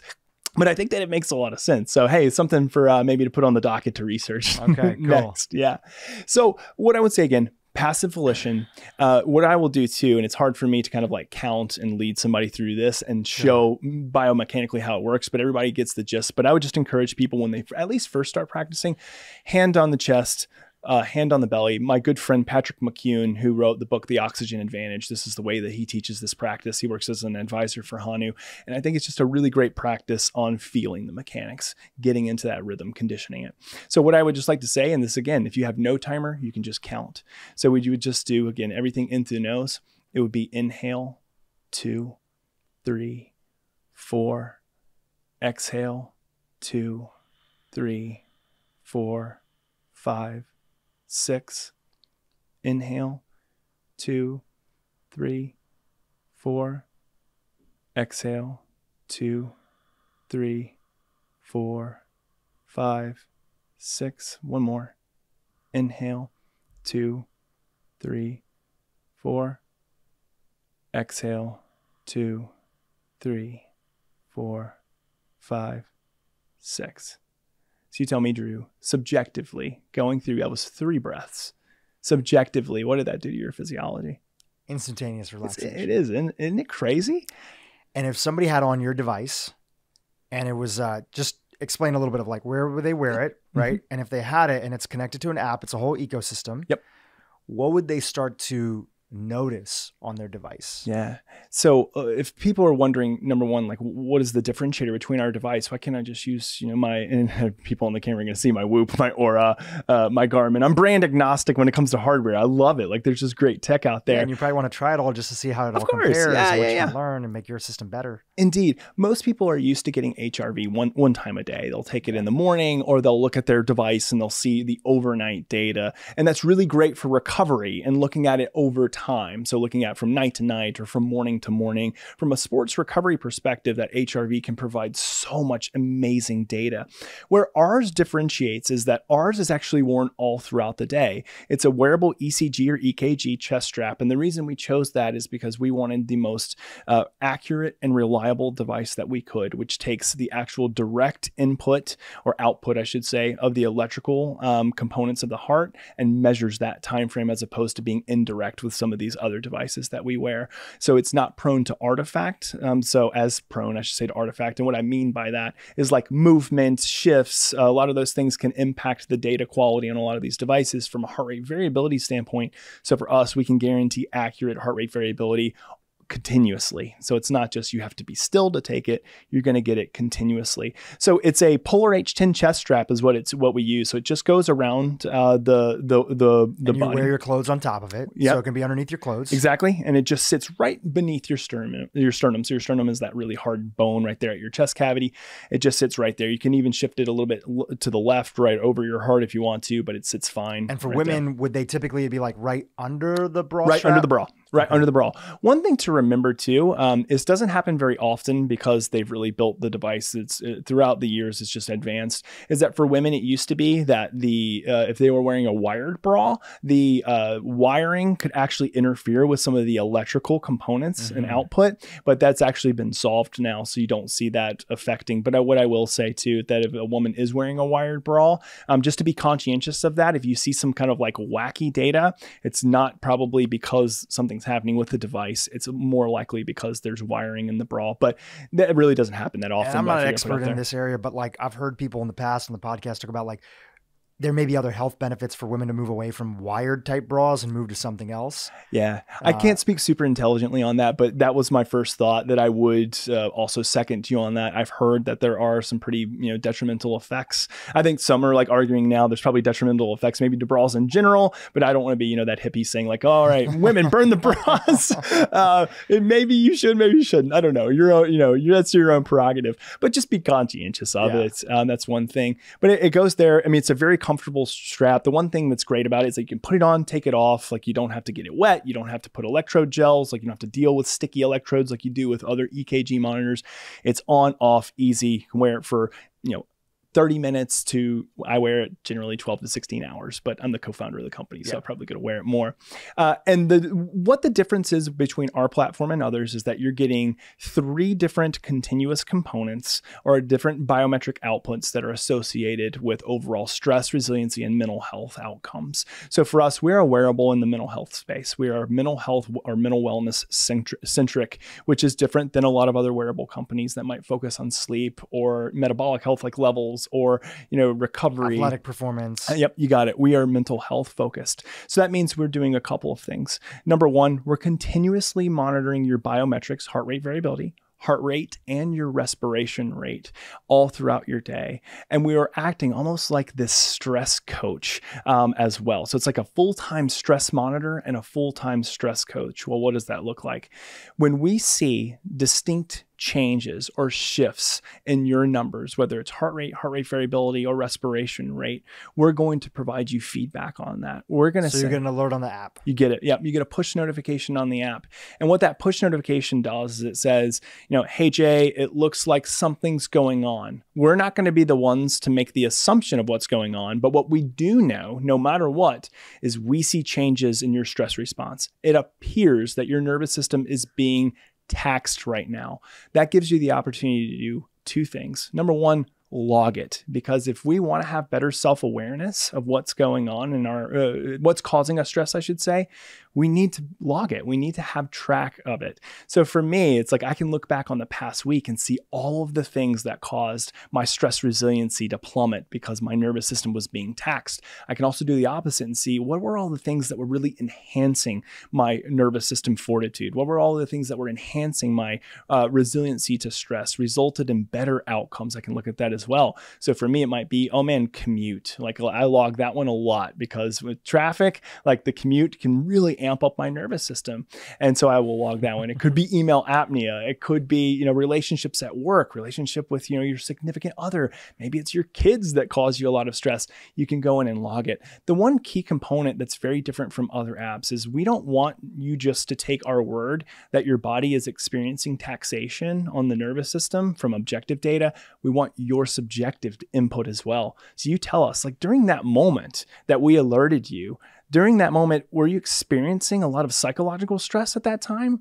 Or were you maybe not so? Maybe the thing that your body was getting into gear for was actually something quite pleasurable to you. Maybe you were in the office with your boss who just handed you an amazing bonus. And now your stress response is going up because you're excited, your heart rate's pumping, like you feel really good in that moment. It's really good to differentiate those things because the last thing that we want to do is demonize stress. Stress is inherently a good thing. And I always like to mention that, and it's always met with like are you sure about that? Stress is a warning sign. It is a good thing. It's really just alerting us that something is going on in our environment that you may need to self-preserve for, but it's also an opportunity for you to do your own assessment, to be the bystander of what's going on. So we help with that. But the kicker here too is that self-awareness without self-regulation or action is not very helpful. We can become so self-aware of all of these things that are resulting in our body experiencing stress, like email apnea, commutes, relationships, kids. That's good and all, and it's very helpful. But if you don't do anything about it, then it's just data. Like, it's just information. It's just zeros and ones. And so what our responsibility then is, if we really want to develop better stress fortitude, if we really want to develop better stress resiliency, is to condition a different response if it is appropriate to condition a different response. Like the breathing exercise that you just took us through. You got it. So that's the prompt that you'll get. So going back to that, in the case of the breathing exercise, so let's say you commuted up here from San Diego today, right? So let's say that was like stressful for somebody, and they finally get to the office, then okay, great, they get an alert. And now, there's a recommendation of do something about it, right? That's that regulation piece. So what would you have noticed, or if somebody had this device on, what would they have noticed inside? What would their response have been? Yeah, so I'll talk about two different things. I'll talk about the objective data, and then I'll talk about the subjective and interoceptive data. Yeah. So the objective data is if someone is experiencing a stress response, if their nervous system is taxed, heart rate variability from their baseline or from where they're at will go down pretty significantly. Which is not a great thing. That is not a good thing. What that means, if heart rate variability goes down, what that means is that you could have either one or two things, really one of three things. You have parasympathetic withdrawal, which means that the vagus nerve is being less responsive because it doesn't need to fully respond if there is a significant threat or a perceived threat in front of you. The vagus nerve is very smart. Your parasympathetic nervous system is very smart. It says, I have no need. Actually, it's quite detrimental for me to keep the brake on. I need to pull it off. And the sympathetic nervous system, especially if things are pretty significant, will say it's time to go on. The one thing that I tell people is that there's not just this mass activation of the sympathetic nervous system or mass activation of the parasympathetic nervous system, and the same as it's reverse. There's not a mass withdrawal of either of them. It's a modulating system. These two systems or divisions of our nervous system are complementary. They're antagonistic. Like they can work, and depending on the context and scenario, in conjunction with one another or against one another. Again, it's all about us getting out of there in order to save or preserve ourselves from an evolutionary perspective. So when the vagus nerve starts to withdraw and the sympathetic nervous system starts to kick into high gear, we see the heart rate will increase and heart rate variability will decrease. That's all because right then and there, it's time to mobilize energy. We've got to get going. We've got to fight what's in front of us, flee what's in front of us, or the other one that we're finding in the research is freeze. Is just to absolutely just be kind of caught in our tracks like the deer in the headlights. So that's what you'll see from an objective data standpoint. Within our app, you'll see again, all those numbers change, but also we have what's called the stress resiliency score. It's an aggregate composite score that modulates all throughout the day. So if people are familiar with like Aura's recovery score, their readiness score, Whoop has one as well. A lot of companies have those.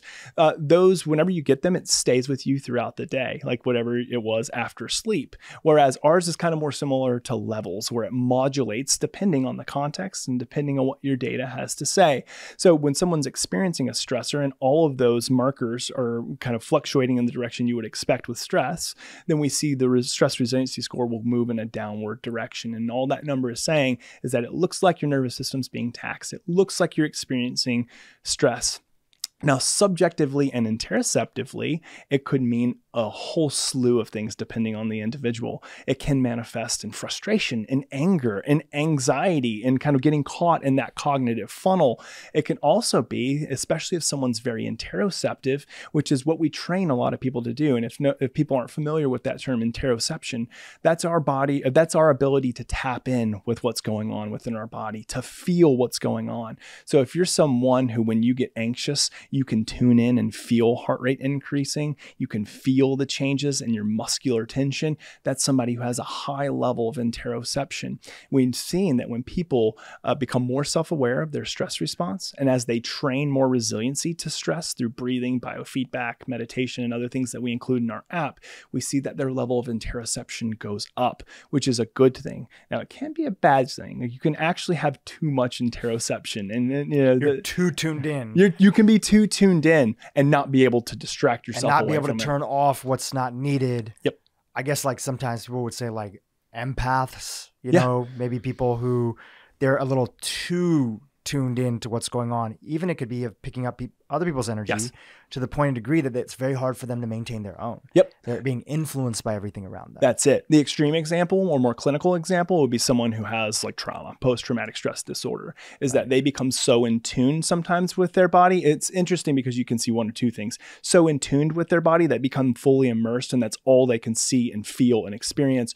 Or, and this is what happens, that a lot of people initially experience that when they experience trauma. And so the only mechanism that they feel like they have at their disposal is to avoid, is to distract and to move themselves so far out of their body that they are like almost 100% disconnected with it. And that's kind of the most common response. But for a lot of these individuals, they become overly attuned at first. And then because they feel like I have no tools to manage this, they move away from it. They say, well, the only thing I can do is to shove that in a corner and avoid.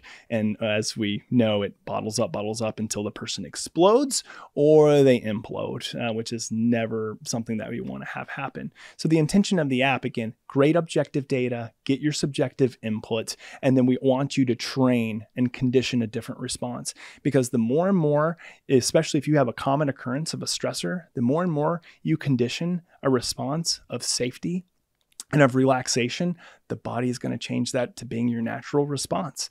Again, this can happen for better or for worse, but in our case, we try to train this more resilient response to be associated with these things that we know are common stressors for people, so that therefore we can then increase overall sense of well-being. We reduce the frequency of these events, we reduce the severity and the duration of these events, and then people cannot have their daily life functioning impaired so much. Yeah, that's great. And on the topic of training, that's the next section that I want to go into here in the interview.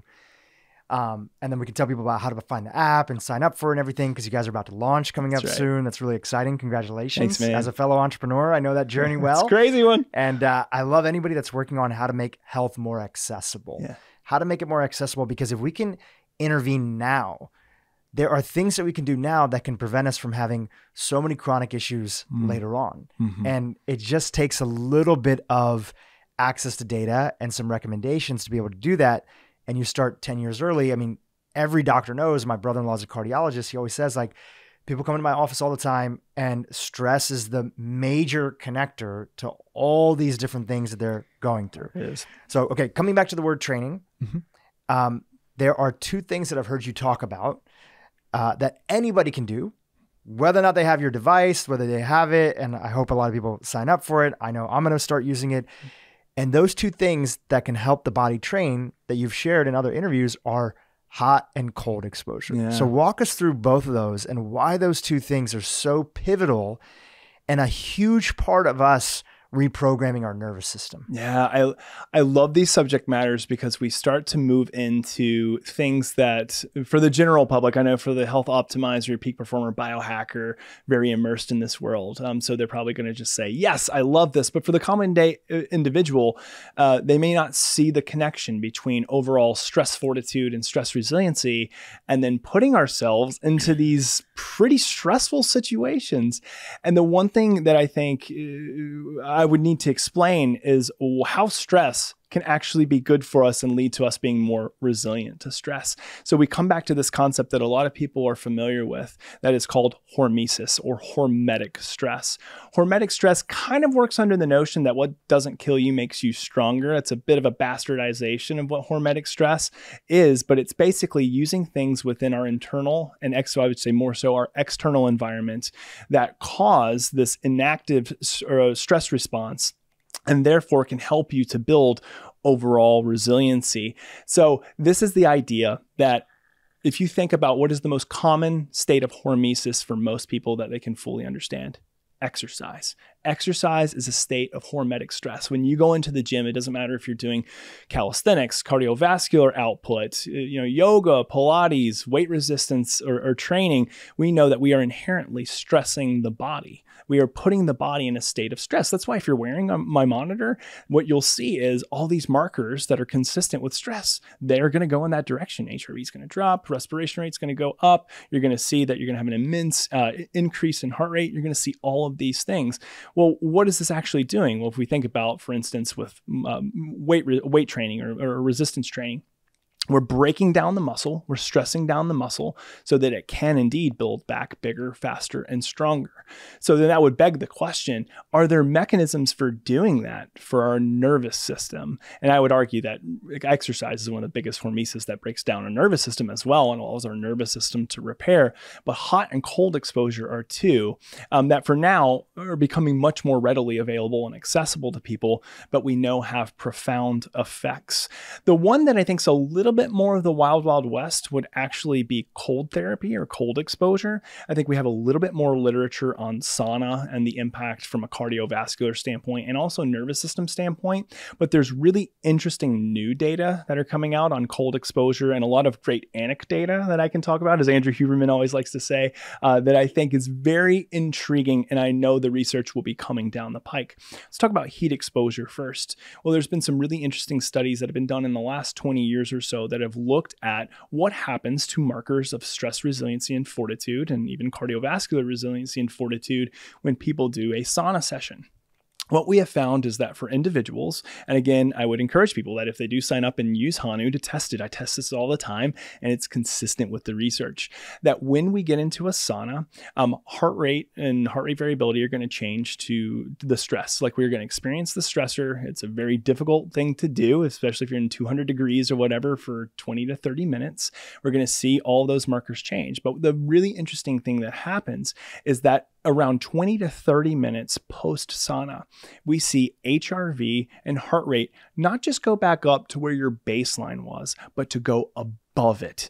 And this is an interesting phenomena because what this is telling us is not only does our body repaired and recovered from it, which is good, and that's indicative of getting back to baseline, but a relaxation response in the nervous system is actually being heightened at that time because heart rate variability is going significantly above baseline in these research studies. Heart rate is dropping significantly below baseline. So this is a great example of how we're using hormesis or a stress that is heat, which is doing a lot of other things. I mean, we're talking about sirtuin activation of heat shock proteins. There's a lot of other things that are going on that are quite effective from a physiological perspective that likely tie in. We don't have the research yet for me to say definitively. These likely tie in with nervous system repair. But what we do know is just these simple, more or less biometrics or biomarkers are responding in a way that appears that these are very significantly helpful or effective for enhancing resiliency to overall stress. So we're using stress and exposing ourselves to stress in order to heighten our body's resiliency to it because it's saying, well, I got through this. This is something that's helped me to build and to repair. I can now get through other things. And I think that that's actually, Drew, one of the key components that a lot of people miss out on is when we think about how exposure to these certain types of external stressors increase mental fortitude and psychological fortitude. And how does that play in our overall physiological response? It's crazy because like we see it so clearly with kids. Yeah, right? I know. Yep. We see it so clearly with kids in their development when they're walking and they fall down or they hit their head and it's like, it's okay, look, it's all good. Or they're riding their bicycle and they fall off. It's like, look, you're on your way, you're building, and falling is a part of the process. And that's actually, if they didn't go through that, and if we just put them in a bubble ball, they wouldn't develop, they wouldn't grow.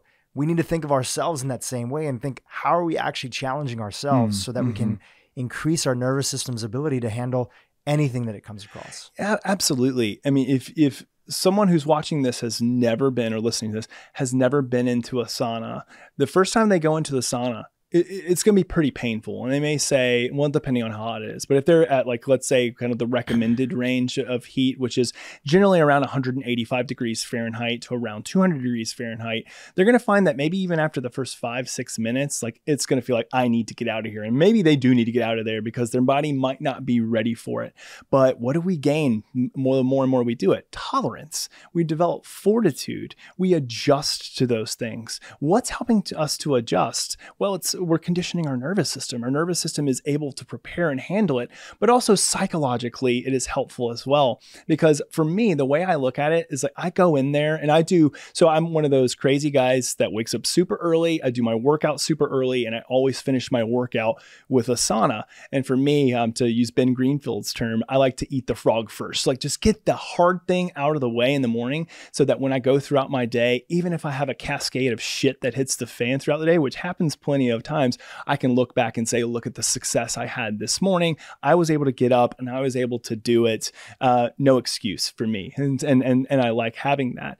But the one thing that I've noticed, and the point that I was going to make, is that for me, like when I get into that sauna, from a psychological perspective, one thing that I almost repeat to myself like a mantra when I'm really feeling it around minutes 15, 16, 17, I normally stay in for about 20 minutes.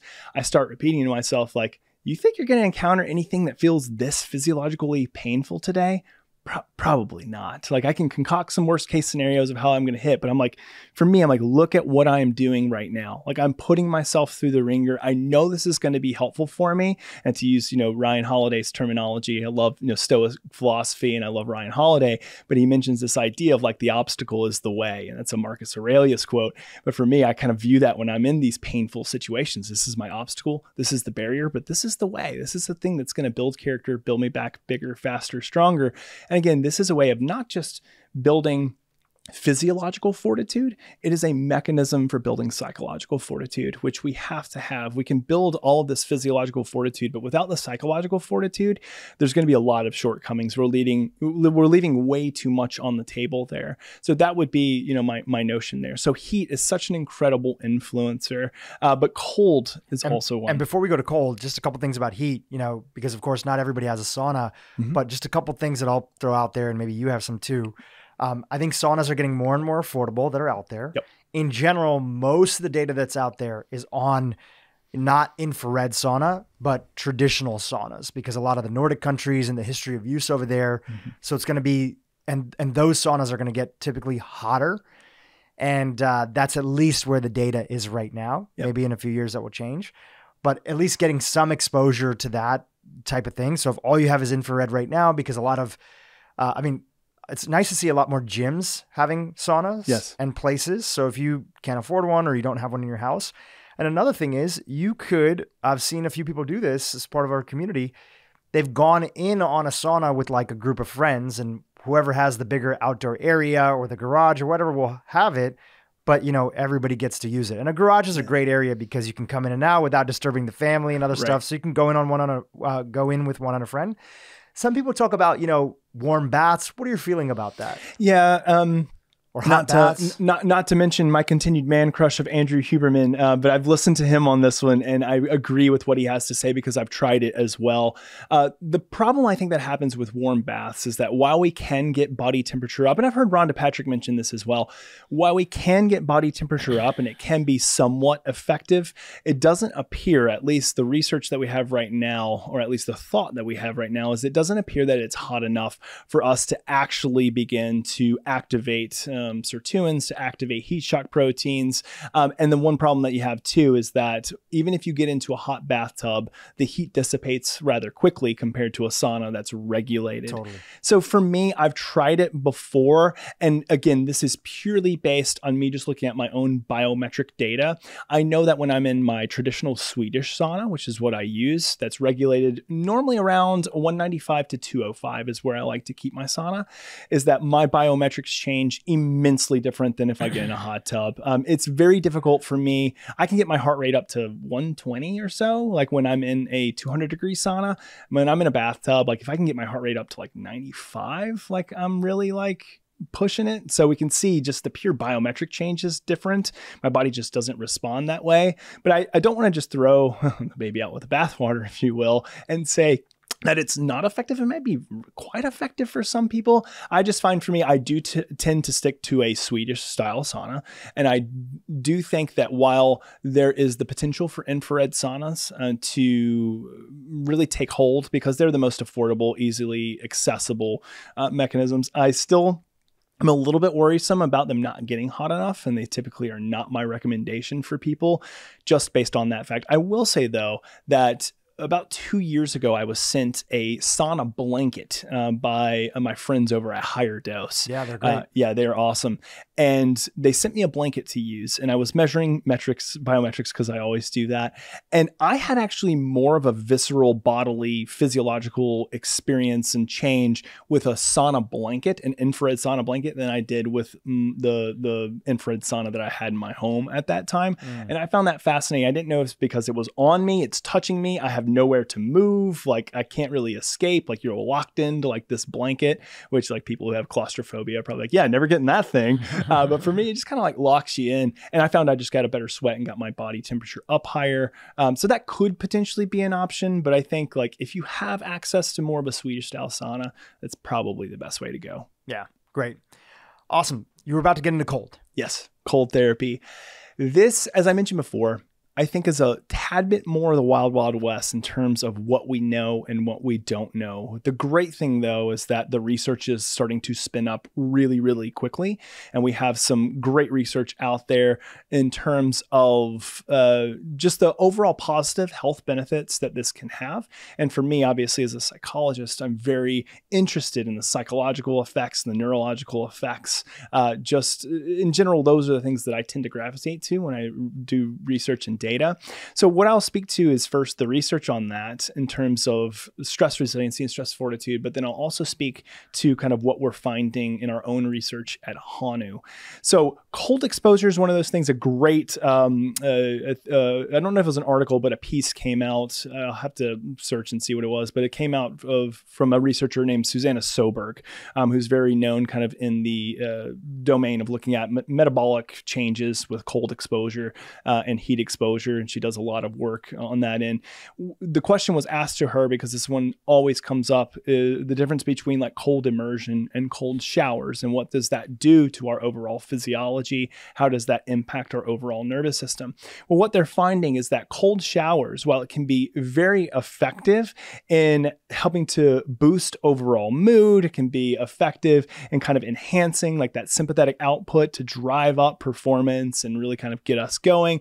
It doesn't have nearly as much of an effect on overall metabolism, overall longer term neurological changes as well, which is why I think it can be really helpful to a lot of people just to get a cold shower. It's a great stepping stone too if people have never done cold therapy or like a cold immersion. Cold immersion, the first time that people do it, it can be quite shocking. Like from a physiological perspective, they get that big gasp reflex and they're like, yeah, 20 seconds or maybe 10 seconds and I want to get out of here. Cold shower is a great stepping stone, but it does appear that the immense physiological benefits come from a more longer cold immersion. And I shouldn't say longer, I should say cold immersion in general. Yeah, like a cold plunge or a cold bath or something like that.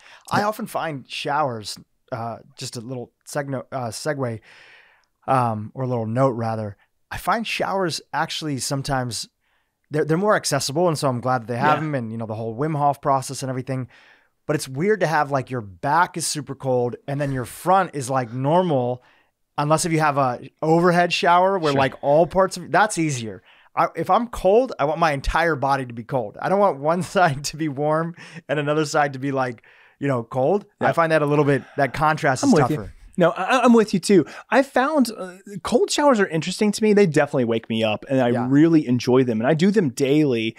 For me, I find sometimes that I actually feel colder in cold showers than I do cold immersions. Oh, totally. And I think it's because, and maybe it's because that you got that weird contrast between and then also I find I move a lot when I'm in a cold shower. So I tend to, this is interesting because there has been some thoughts and studies on this. When I'm in a cold shower, I tend to move a lot. So I'm just kind of exposing the body like really frequently to these like just kind of micro blast of the cold because I'm spinning around trying to get the whole body wet and cold at once. With cold immersion, boom, the whole body is in. A lot of people, and I've heard Huberman talk about this, when they get into a cold immersion, they try to stay nice and still, stoic, nothing on the face, but that creates this heat layer on the body because the body will create a natural heat layer when you're still. But if you're moving, you break up that heat layer, so you get a lot colder a lot faster and you stay colder. So my recommendation is that if you're doing cold immersion, move. Like don't try to be that like hardcore warrior, stoic individual. Like that's fine. But if you want to get the most benefit and for it to be the most efficient is to move. Now here's what's cool about the effects of it is that we know, number one, significant amount of dopamine dump that goes along with norepinephrine and epinephrine dump. So basically the sympathetic nervous system is going to kick into high gear. But the reason people feel so incredibly good is because norepinephrine and epinephrine can actually make us feel good. They're not modulators that make us feel anxious. They can. there's an overabundance or an oversecretion of them, but they are ones that can actually make us feel really good. And then dopamine obviously is one that's more about anticipation of pleasure, but we know that this chemical, once it's secreted, causes a lot of these areas in the brain to light up, and we feel that sense of euphoria, especially in anticipation. Now, the one really insane thing about cold plunges that I find happens every single time that I do them is that, and the monitor can be worn in a cold plunge. It's fully waterproof. So I wear it there. It's fully able to wear in the sauna. So when I immerse in the cold plunge, we see, as you would expect, heart rate variability plummets like a rock. Heart rate will go up. Like everything appears to be like, oh, looks like Jay's in pain. Looks like he's anxious and suffering and he's stressed, because it's tough. Like being fully immersed, uncomfortable. It is very uncomfortable, and my stress response is on.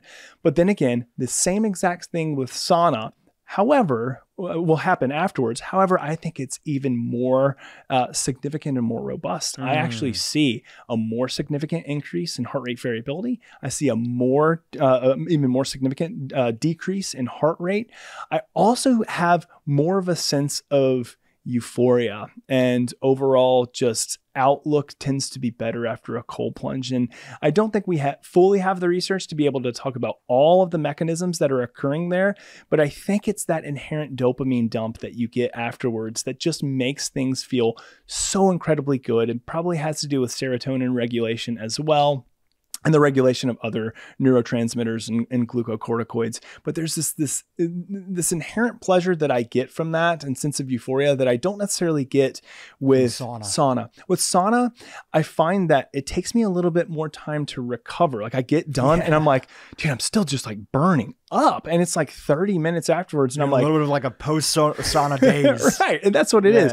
But you get into a cold plunge and you get out. And for most people that I've heard, I would say it's the bulk majority of people I've heard. I can't actually think of one that has said differently now that I think of it. They get out and say, I just feel rejuvenated.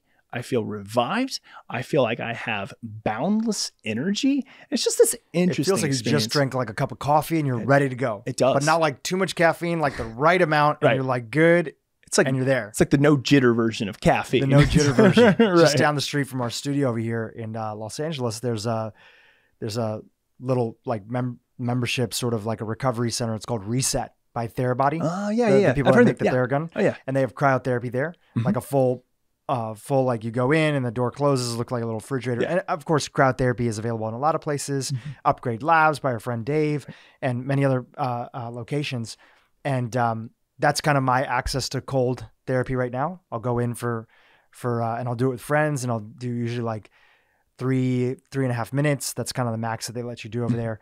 And I get out and I'm like ready to start the day. I feel like I'm already in a good mood usually in the morning, but I already feel like a sense of like focus. I feel like a little bit of that kind of caffeine boost without the jitters. And I'm just like ready to like take things on. Yeah. So for me, like first thing in the morning, usually like 3 times a week, I'll go there, I'll do a little cryotherapy session, but I know that there's, this gets into the nuances. We don't have to go to it here. I did order a cold plunge because I've been seeing the different conversations and the access, and that prolonged exposure seems to be where a lot of the benefits are. And like saunas, cold plunges, the price is coming down. They're still, pretty expensive, but you can get like a barrel sauna.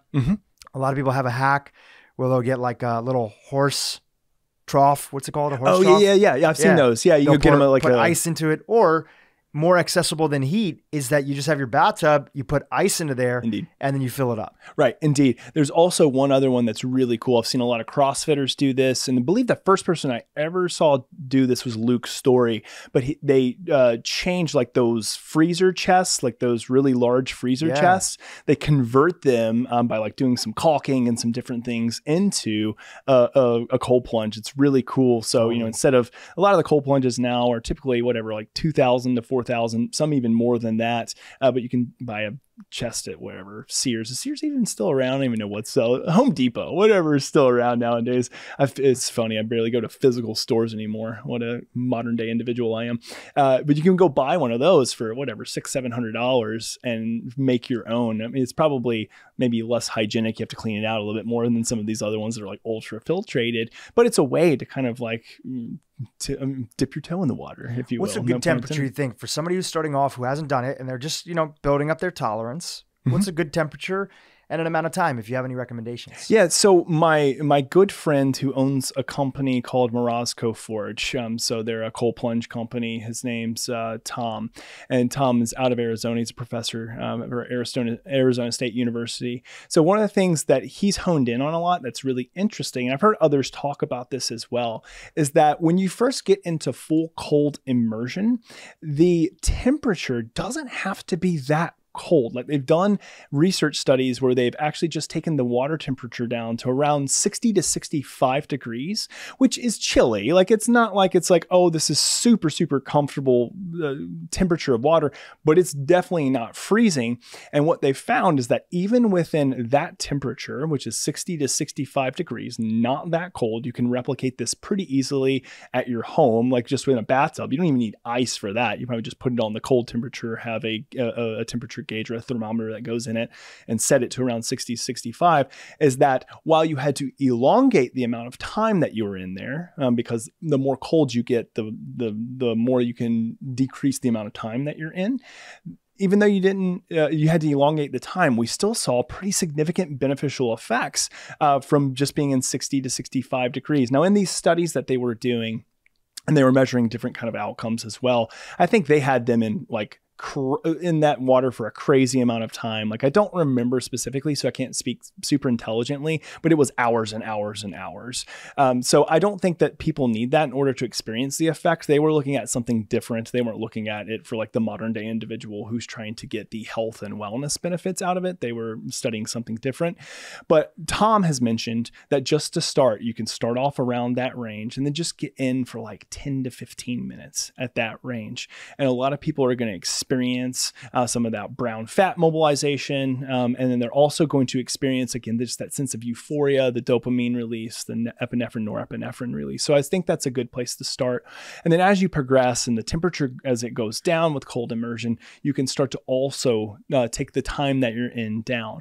So like, for instance, if you're using something like Tom's company who develops Morozco's, like these things get down to like 33 degrees. So it's like right at the freezing level. It creates its own ice. I've been in them before, and it is cold.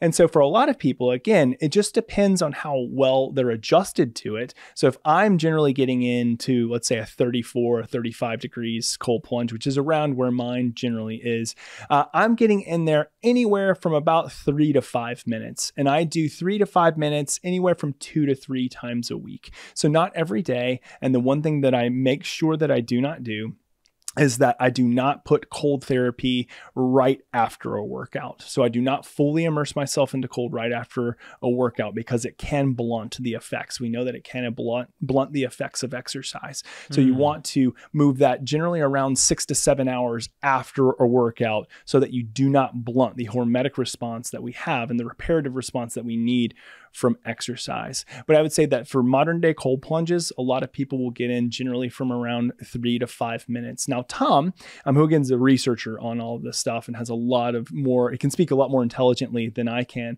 He has a lot of individuals get in there for way longer than that, for 8 to 10 minutes without having detrimental effects. A lot of people are nervous, like, am I going to, like, is my body going to go into shock? Am I going to have something extremely deleterious go on? And the one thing just to remember is to have someone with you. If you start to have these more elongated practices, ease yourself into it as well.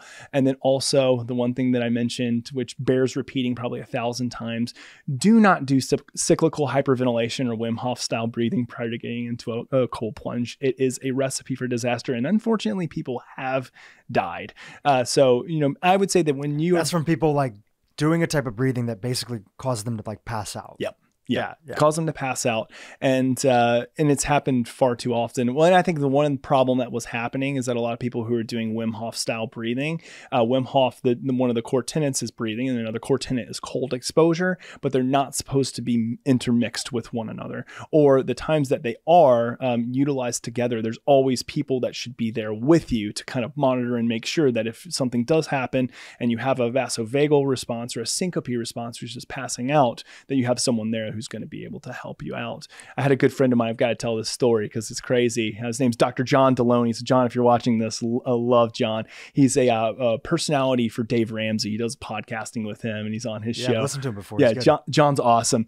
He was doing like Wim Hof style breathing when he was in the car driving on the interstate. And let's just say he no longer has his Prius. He passed out and just gotten in a pretty awful wreck. Gosh. He's okay, but I don't want, John is always says like, I don't want people to have to learn that lesson themselves. Like just take my lesson as the example and move on. You know, on that note, and I'm glad he's okay and everything. Yeah. On that note, there is a lot more conversation in the world of health and wellness about how something that's good for one person may also need to be tailored a little bit, right? So, or like have to be looked at in the right situation.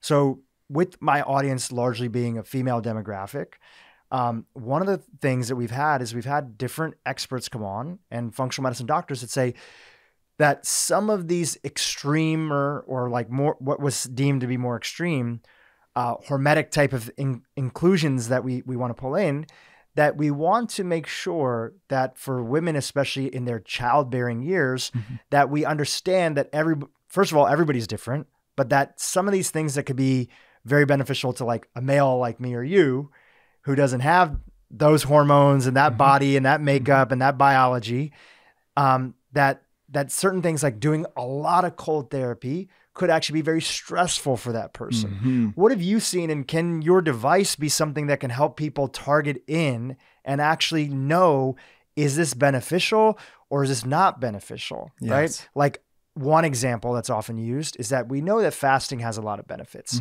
And there's more and more functional medicine doctors and educators who come out and say, well, we don't want women, even if they're not planning on getting pregnant, or even if they've already been pregnant, they've had all the amount of kids that they've had, that they want to have, we don't want them to be going on maybe extreme fast because there are detrimental aspects that can happen to their hormones and they can have increased production of cortisol. And my guess is also too, would that also probably throw off their heart rate variability? I'd love your thoughts on this. Yeah, this is a wonderful question. And it's something that I will admittedly be the first to say that because of me wanting to scratch my own itch and building a device and doing all this stuff in health and wellness, that I have been distracted from the female needs and the female response because I've been overly focused on the male response. But for me, over the last, especially year or so in the development of this company, I had to get out of that mindset. I had to think differently about it and bring people around the table who are experts in on this and get their take on it.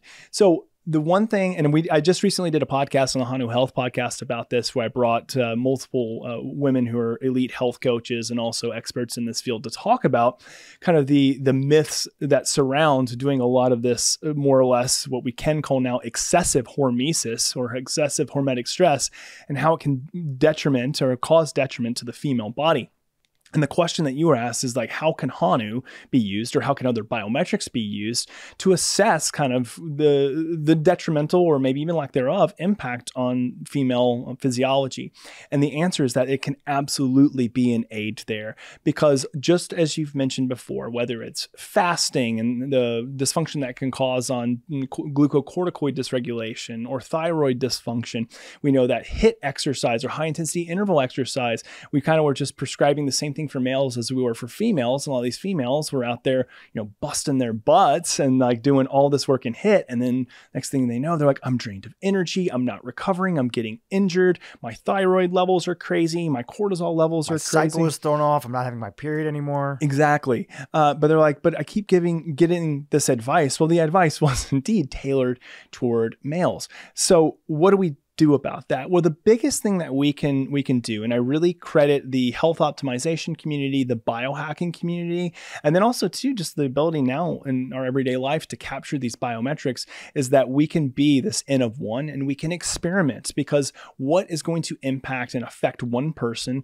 and one female may not affect the other, and then vice versa. So it's all about this level of experimentation and not just saying, well, I heard Dr. J or someone else, who's on the podcast say this, who who maybe they were gearing it more towards a male protocol, or maybe they just even weren't thinking about the potential detriment that it could have for the female anatomy and physiology. Well, then this is where we can bring in this N of 1.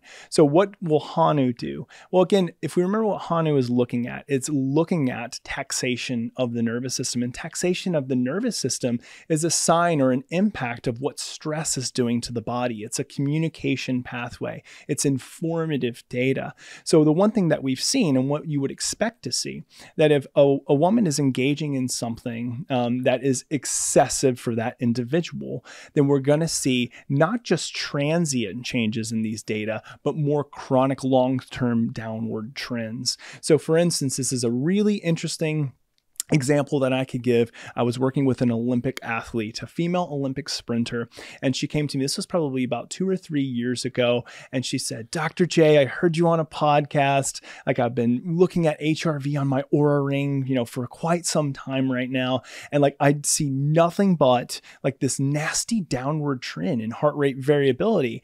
And I need some help. And so I said, okay, well, let me do a little bit of investigation. I gathered some information from her. And what we saw is, well, like, she had that kind of this nice flat line. The baseline was staying the same. And then all of a sudden it started tipping off. And so I was like, okay, what happened from here to here? Like, what was this point right here? The inflection point that started this downward spiral. And she said, well, I'm not sure, but let me kind of look through and journal down things. So she did a journal and she came back to me the next week. And she was like, well, I started this, and this. Everything that she had mentioned was benign, except for one thing, is that she, as a sprinter, like she, obviously she's got to sprint. So like every day is like high intensity interval training for her. It's all set up that way, which is good and well. But the one thing that she started including were cold plunges. And she's like, and I heard all on this podcast, I bought a cold plunge. She's like, I wanted to use it for recovery. And I was like, interesting. How often are you doing it? 7 days a week. Wow. And I was like, whoa, okay. I think I see what's going on here. The other thing that she was already doing was sauna. And I forgot to mention that, but sauna, she was doing already like 3 to 4 times a week. She was doing that 7 times a week as well. The other thing too, is that she was doing a sauna, immediately going to a cold plunge. So it's like all of these exposure, exercise, sauna, cold plunge, all of these things at once. And what we started to see is this crazy connection with her nervous system responding immensely to this stressor. Now, I'm sure that if we looked at other biological markers, if we looked at other biomarkers, like blood related, I'm sure that her blood panel would probably be, there was something probably in there that would be representative of change. But from a purely nervous system standpoint that we were looking at with this type of heart rate monitoring, we could see that these things appeared to be kind of the common denominators. So what did we do with her? Well, number one, we stopped the whole 7 days a week of cold plunging. And we really just only made that 1 day a week to start off with. So we said, okay, I think this can be helpful for you, but let's just dial it way down. And actually what we initially did was we went to none.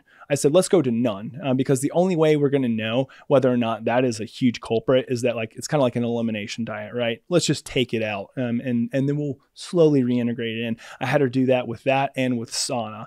And then what we saw is, like, every single day, heart rate variability was going up and up and up until it was not very long. If I recall correctly, and if she's listening, she can, and I'll probably ask her after this, I believe it was only about a month for her to really just get back from this really big sink in HRV as her baseline to back up to where she was.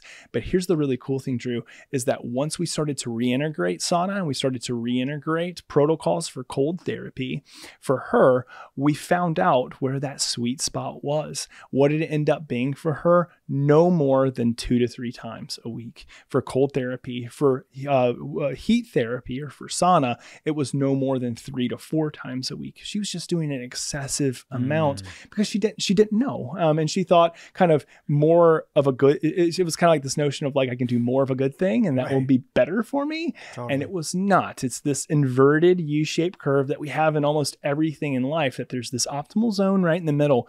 And when you start to kind of move past it, you're going to decrease performance in any way as we add more stressor. This is like the Yerkes-Dodson law. So for her, it was so visceral. And the great thing though is that once we introduced the protocol that was fitting for her, we saw heart rate variability go up even more in her baseline. So she was recovering better. She felt better. Like, she just felt libidoless, no energy. Like she felt her performance was going down. This was when she was doing 7 days a week of sauna and cold therapy, to now feeling like I'm on top of my game. And she was able to go and compete that year in the Olympics, or it was the year either before or after, and did really, really well. So watching this N of one is just one example of why people have to test it out and start slow. Don't just throw everything at it. And I always like to say is like, if you're doing a lot for your health and well-being, and you're doing a lot for your mental health and well-being and nervous system repair, the one thing that I would encourage or challenge people not to do is just to try to continue to add more and more and more and more and more, because it ends up being like this system overload. And they feel like I've got all of these check boxes for my health and well-being that I need to check. And then they go from kind of like this idea of like not addressing kind of like the core foundational basics of health and wellness. And they just want to biohack everything. They want to like optimize everything. And all of this stuff kind of ends up being not so sexy, and they move it away. Sleep. Basic movement, walking, getting enough steps in the day, basic nutrition, and of course, community. Right? Community is a big part of it. There's people that I'm sure that if you're wearing this device that you hang around and you feel like yourself more stressed around them, and there's other people that are going to be individuals who are going to be giving you energy and are going to, help you calm down and help you sort of relax in the world and see the perspective. And, going back to earlier in the interview, you were saying, we compare ourselves to the people around us.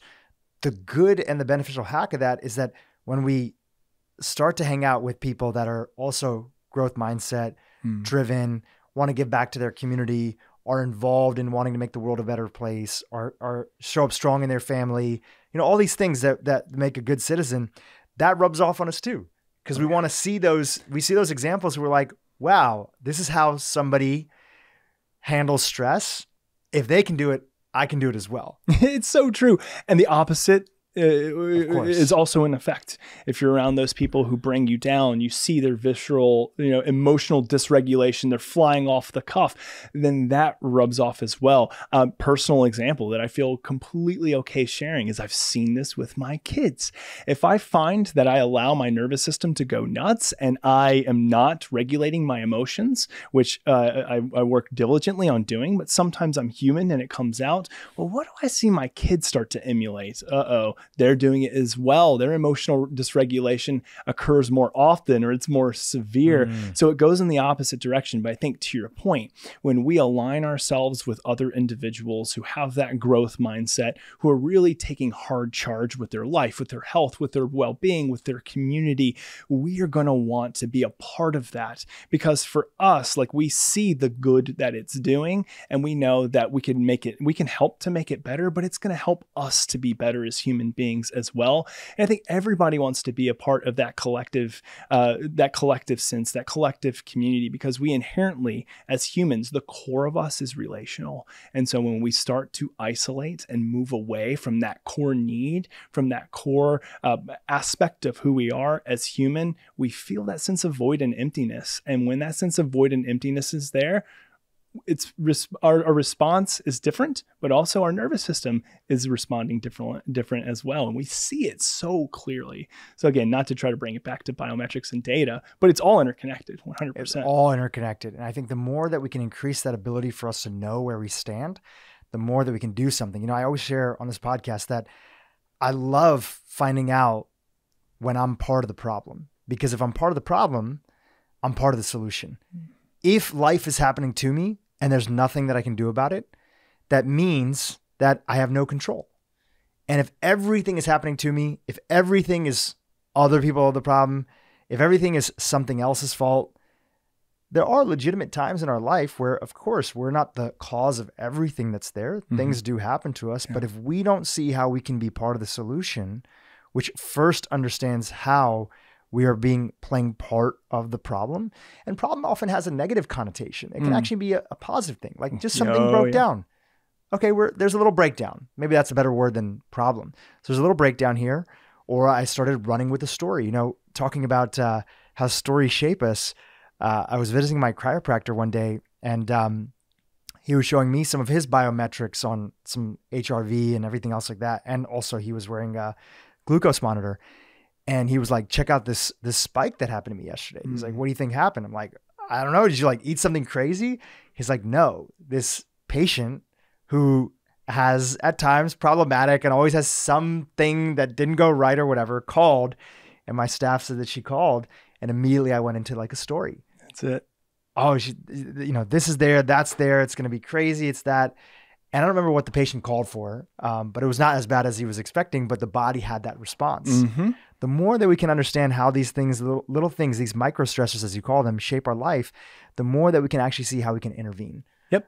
Good self-awareness leads to great self-regulation. And without self-regulation, again, self-awareness is just data. So we have to know through whatever means, objective data or subjective checking in, us taking one of the things that you mentioned earlier was kind of this notion of not just like having this external locus of control. And an external locus of control is that like, I am just a victim of fate. Everything else shapes what happens in my life outside of me. Whereas an internal internal locus of control is much more geared towards this mindset that I have the ability, I have the choice, I have the volition to make inherent change in my life. I am the one who is kind of like the person who's writing the path to destiny. And that is the component that I think that we know from literature leads to more better health outcomes, better longevity outcomes. That is what people should really focus on. And the one thing that we have to do, which you reminded me earlier, is Jocko's notion of extreme ownership, not blaming others for where we are. Yeah, sometimes life deals us some really shitty cards, and it's really difficult. And I would say that for me, I'm an individual who's experienced a lot of privilege in my life. Have I worked hard? Yes. But also too, I have been put in a place where a lot has been handed to me throughout my life. Does that mean I didn't experience obstacles? No, I have experienced obstacles and barriers, but I have to take extreme ownership and not blame others or my situation or whatever it may be. Now as me kind of going back to the Stoic philosophy of the obstacle is the way, is like the only way forward is right through that obstacle. Yeah, the mountain's in front of us. I'm at base camp on Everest and I've got to trek up this thing. But the only person that's going to be able to do it is me. Like I've got a team around me, but my legs have to be able to carry me up this mountain. That barrier is there. And when I get to the peak, when I'm at the pinnacle and I look down, I can say, look at how these barriers, these challenges, me taking ownership, look at what this has made me as a human being. I've chosen to kind of go down this path and take every challenge that's in front of me as a means for me, not to concoct worst case scenarios, to get into my head, to allow things to spiral downward, but I've looked at this as a mechanism for growth. And that again is the difference between a growth mindset and a fixed mindset, and so needed in everybody. Mm. Well said, Dr. J. Tell us where people can get the device. And I think we have like a special link for the audience that's there when you guys are launching. And how much does it cost? And, give us some of the details. Yeah, absolutely. So head on over to hanuhealth.com. So Hanu is HANU health.com. Hanu, and we talked about this a little bit ago, is Hawaiian for breath. Hawaiian for breath. So hanuhealth.com. Right now, the device retail is $299 for 12 months. That includes the device, but that also includes access to the platform, which is a mobile-based platform. What we are doing right now, though, for all pre-order specials, so that we're going to give it to them for 40% off. So depending on when they watch this YouTube video, listen to the podcast, they might be able to get this deal. We'll always have a coupon code for you, Dhru. But right now, if you use coupon code Dhru, so DHRU, give them 40% off. They get the device plus access to the platform for 12 months for $180. So we think that's pretty good value for like an all-day stress monitor, all-day stress coaching platform as well. And there's a lot of amazing features in there that you can see on the website that we haven't even talked about today that are going to be really helpful and just helping people to increase overall mental fortitude, self-awareness of stress, and then better tools for self-regulating. I love it. And you put out content on this and you're always on podcasts and stuff, and people can follow you personally. Where should they head for that? Yeah. So if you want to follow me personally on Instagram, Twitter, Facebook, all the other ones, it's at Dr. J Wiles. And then Hanu has one on all platforms as well. So at Hanu Health, HANU, at Hanu Health. And we're trying to throw up as much valuable content as well. One of the other things that we provide as well, which is free of charge, is it's basically our blog on our website, but it's just really practical articles on all things stress, mental health, heart rate variability. Like if you want to take a deep dive into heart rate variability, go onto the website, and our articles are like, they go to an area that's like for the scientists, but also to practical applications. Level. Yeah, we try to. And then the other thing that we have as well that I haven't even announced, but we have coming along, is that if you're a health coach and find value maybe using this for your clients, or maybe you're a clinician, a mental health clinician, or a practitioner, or an integrative clinician, we're also building out health coaching or Hanu Health certification courses so people can take these, understand more of the science behind what we're doing, and then also learn protocols to be able to use with their clientele, with their patients, with whoever they decide to use it with. So have that going on as well. So I tell people to follow us on all of our platforms, go onto the website, and we'll have that dropping probably around the same time that we hit market in October. Amazing. Dr. J, thank you for coming on the podcast. And, when I first heard about what you guys were up to from our mutual friend, John, who I've known for many years now, initially I was like, okay, I kind of get it. And then when I listened to you talking about it on other podcast episodes and your passion and the way that you're helping people understand like how early they can connect to how they feel, it really clicked for me. So I just want to say, like, you're an incredible educator, and I just get the sentiment that like you're just like a super nice guy, and you have a really interesting background of all these different roles that come together. So I appreciate you channeling that into making the world a better place through this mission in the company and through just the content that you put out there. So thank you for coming on our show and really breaking it down for our audience. Thanks, Dhru. I really appreciate it. And I will mention that in high school, I did get the superlative for the nicest individual, the nicest male. But I appreciate this is something that I'm super passionate about. And I really just want to help as many people as I can. Didn't really get into this to build a device to, just make this large company. That's great. And obviously that's a part of the vision. But for me, it started with just this idea of like, there's a really big problem and there's not a lot of great solutions for it. And I think we can build some better solutions for it. So thanks for having me on, man. Absolutely. We'll have all the links that you mentioned in the show notes. Thank you again for being on the podcast. Absolutely. Hey, YouTube, if you enjoyed what you just saw, keep watching for more great content on how to improve your brain and your life. Coffee for some people is incredible. Coffee for some people creates an autoimmune response on anxiety and more aggressive behavior and inflammation. And it could be the dose someone's taking.